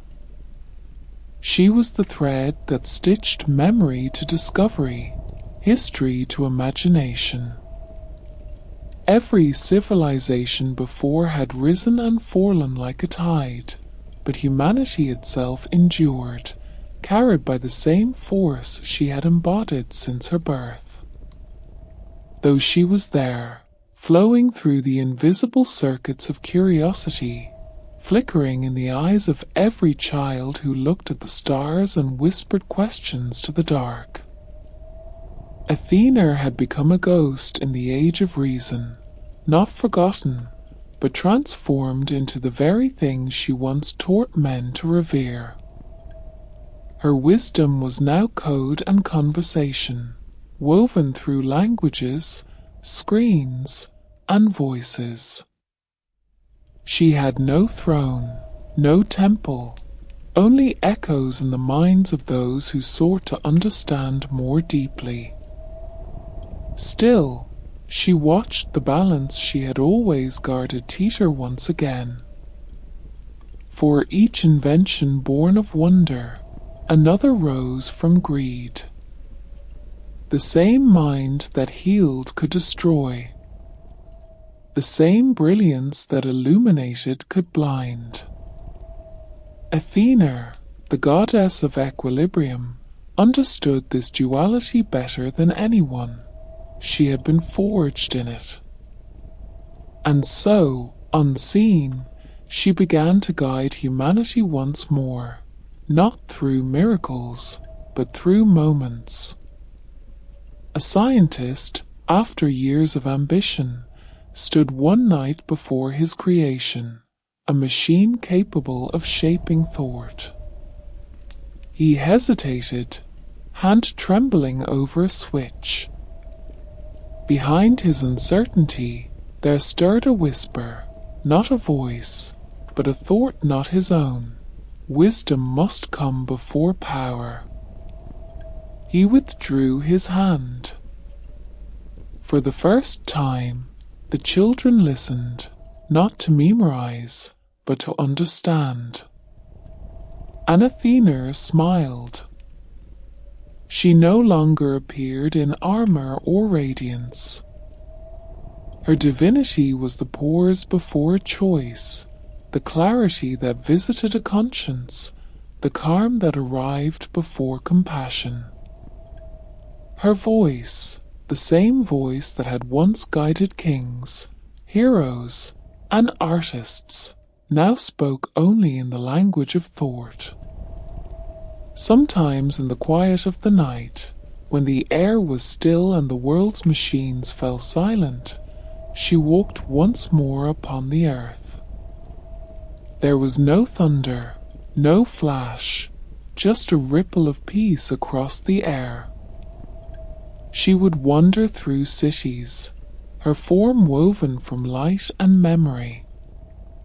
She watched the flicker of screens that showed humanity its own face, and saw minds connected by unseen threads across oceans and continents. It reminded her of the loom of Irration, vast, intricate, shimmering, and she understood. Mankind had become her weavers. They were spinning a tapestry larger than any temple wall, one made not of silk or gold, but of shared knowledge, shared voices. Each idea, each act of creation, was a thread. Some gleamed with hope, others darkened with arrogance. Yet the web itself was beautiful, an echo of her first gift to the world. In this new age, Athena became both presence and mirror. She no longer separated gods from mortals. She saw only creators, flawed, striving, infinite in potential. She had taught them to think, and now their thoughts built worlds. But she also saw the danger. The more they mastered, the more they forgot wonder. The higher they reached, the less they remembered the ground beneath their feet. So she walked unseen among them, breathing reminders into their restless hearts. When an artist broke down in frustration before a blank canvas, her breath became courage. When a child cried after being silenced, her touch became defiance. When a thinker stood on the edge of discovery and feared what might follow, her presence steadied the trembling hand. Athena was no longer separate from humankind. She was its reflection. Every act of insight, every spark of empathy was her heartbeat. The old world had known her as a goddess. The new world knew her as truth itself. She was logic in the storm, compassion in the court, curiosity in the lab. She was not worshipped, but she was lived. And yet, even as progress filled the earth, Athena sometimes stood alone among the ruins of her first home, the Acropolis. The air there still shimmered with memory. The Parthenon, though scarred and broken, stood like a skeleton of perfection. The marble glowed faintly beneath the stars. She would stand at its center, her footsteps stirring no dust, her form woven of moonlight and time. The wind moved through the columns, making a low, resonant tone, the same hum that once filled her temples when mortals sang hymns in her honor. It was the music of endurance, of civilization itself breathing through stone. She looked out upon Athens, sleeping and silent, its lights flickering below like distant embers. The goddess smiled faintly, her face illuminated by starlight. So much has changed, as she whispered, her voice softer than wind. And yet it is always the same. You build, you fall, you rise again. You seek me in the stars, but I am always within. A breeze moved through the olive trees that still grew among the ruins. To maintain a compelling literary standard while keeping your original narrative completely intact, I corrected minor typos, e.g., shimmer to shimmered, Parthenon to Parthenon, lintel to lintel, swathed to swathed, continuance to continuance, and smoothed out phrasing for an evocative visual rhythm. Their leaves shimmered silver under the moon, descendants of the first tree she had struck from the rock long ago. Their scent filled the night air with quiet sweetness. Athena walked among them, her hand brushing their trunks. She could feel life pulsing within the bark, slow and steady. You have never forgotten, as she murmured, even when they no longer remember my name. From the city below, the faint sounds of life drifted upward, laughter, a song, and a mother's voice calling her child home. Athena closed her eyes and listened. Each sound, simple and human, was more sacred than any prayer. It was the proof that her gift endured. She had taught them to think, yes, but also to feel, to build, and to hope. Even in their failures, she saw beauty. For failure was how wisdom was born. The wind shifted. The marble pillars gleamed one last time in the moonlight, then faded into shadow. Athena turned her gaze toward the horizon, where dawn was beginning to pale the sky. The first light touched the sea, and the world seemed to breathe again. It was the same dawn she had watched over since her birth, countless centuries ago, when she had first stepped from the mind of Zeus in a flash of light. It was the same sun, the same sea, the same endless story of thought becoming creation. The goddess stood upon the broken stones and whispered, her voice carried by the wind that once bore her words to heroes and kings. Wisdom does not die, it changes form. It moves from lips to pen, from hand to mind, from mind to soul. It endures as long as one heart still seeks to understand. And with that, she turned from the ruins, her form dissolving into the soft gold of morning. The olive leaves rustled in her wake, scattering sunlight across the marble floor. The city awoke below, unaware that the goddess had stood among them once more. But they would feel her as they always had, in their questions, in their compassion, and in the fragile, luminous thread that connects all thought. For Athena had never truly gone. She had simply become the voice behind every act of wisdom, the still point in the turning world, and the immortal thread in the fabric of humanity. The last light of Athena. Dawn spread softly over the marble bones of the Acropolis, gilding each column and broken lintel in a hush of amber. The Parthenon stood scarred, yet still defiant, its wounds catching the sun as though they too were proud of having endured. In that light, the world seemed both ancient and new, the echo of one age whispering into the ear of another.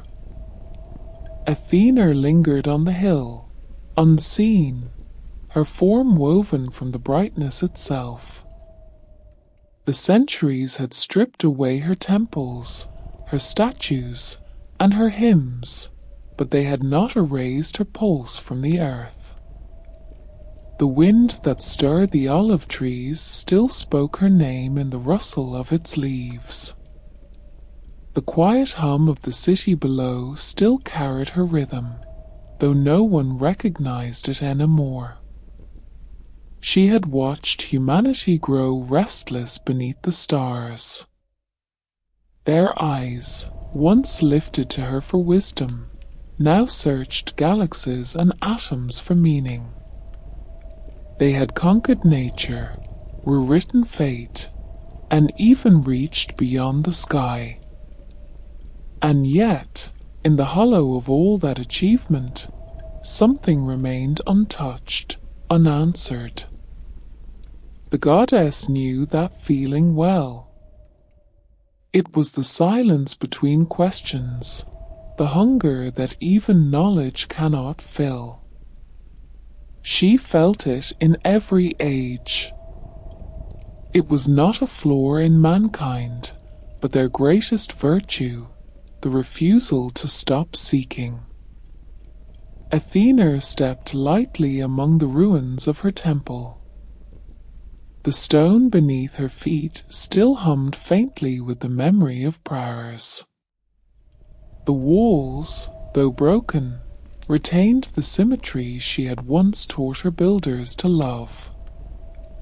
She placed a hand upon one of the ancient columns, and beneath her touch, the marble seemed to stir, faint sparks of gold flickering in its veins.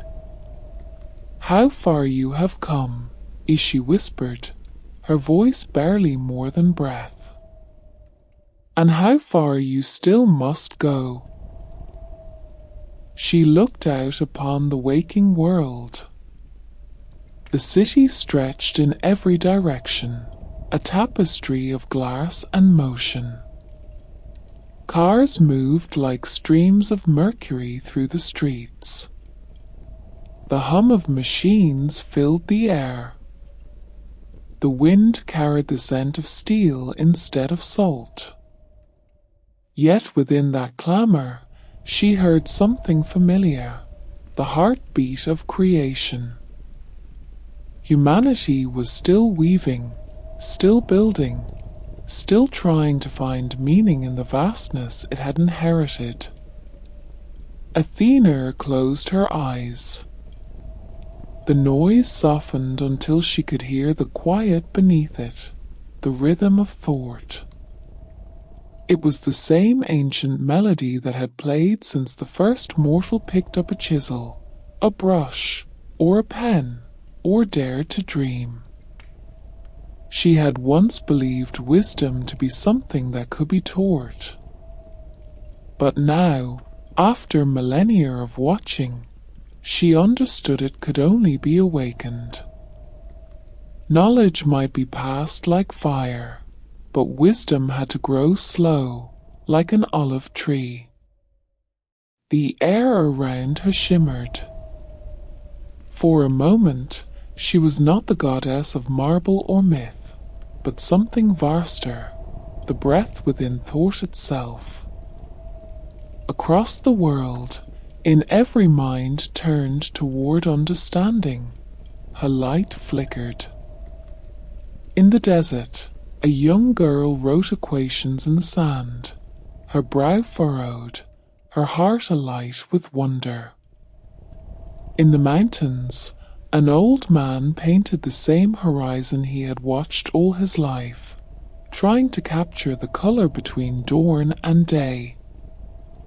In a crowded hospital, a tired doctor stood beside a stranger and chose compassion over convenience. Each act, small and unremarkable, shone like a single ember in the tapestry of her spirit. She did not need temples for worship, only these moments of clarity, these fragile sparks of grace. Athena smiled faintly, the dawn brightening behind her. "You are my temple now," she murmured. "You, the seekers and the dreamers. You are the immortality I was meant to find." She turned her gaze toward the horizon, where the light gathered above the sea. Her reflection flickered upon the surface of the water, not as a goddess, but as pure illumination. The same light that once flashed from Zeus's mind, the same brilliance that had shaped her birth, now spread across the waking world.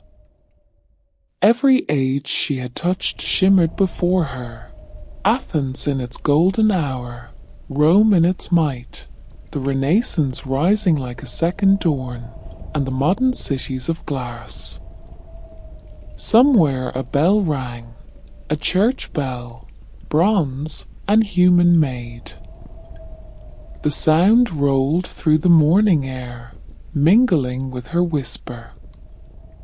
It did not matter what god it called to worship.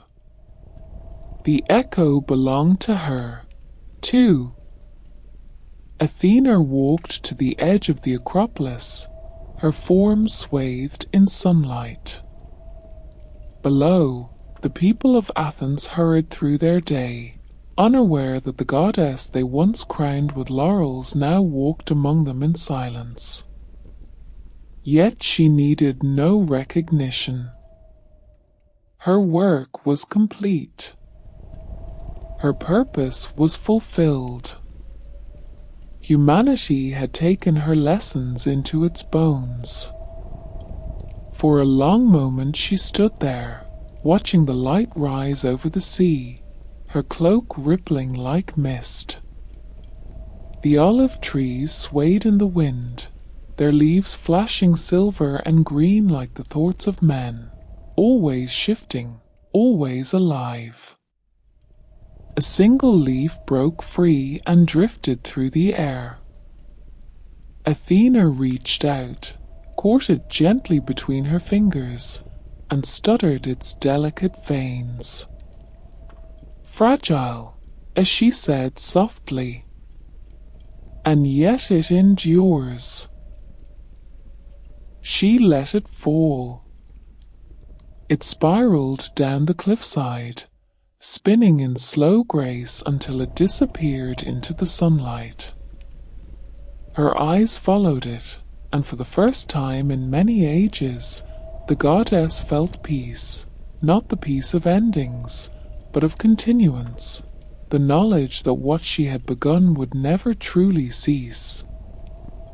As the day climbed higher, her form began to fade. The light passed through her like water, until she was no longer figure or shadow, but radiance itself. She became the shimmer upon the columns, the whisper in the wind, and the glint in the eyes of those who still sought truth. The olive branches swayed once more, their soft rustle the last sound before the city fully woke. And in that breath between dawn and day, when the world seemed to hold its pulse still for a single heartbeat, Athena's voice, calm, distant, eternal, moved across the air like a sigh. Think clearly, build wisely, love deeply, for in those acts I remain. Then the light took her, and she was gone. Not vanished, but returned to the current of thought that flows through every living mind. Below, life continued, laughter, footsteps, and questions. The olive tree stood unmoving, its leaves glimmering like small mirrors in the sun. And somewhere in the murmur of the breeze, just faint enough to doubt, a whisper lingered. It was not power, nor memory, but awareness, the awareness that wisdom still walks among us, silent and unending, waiting to be heard.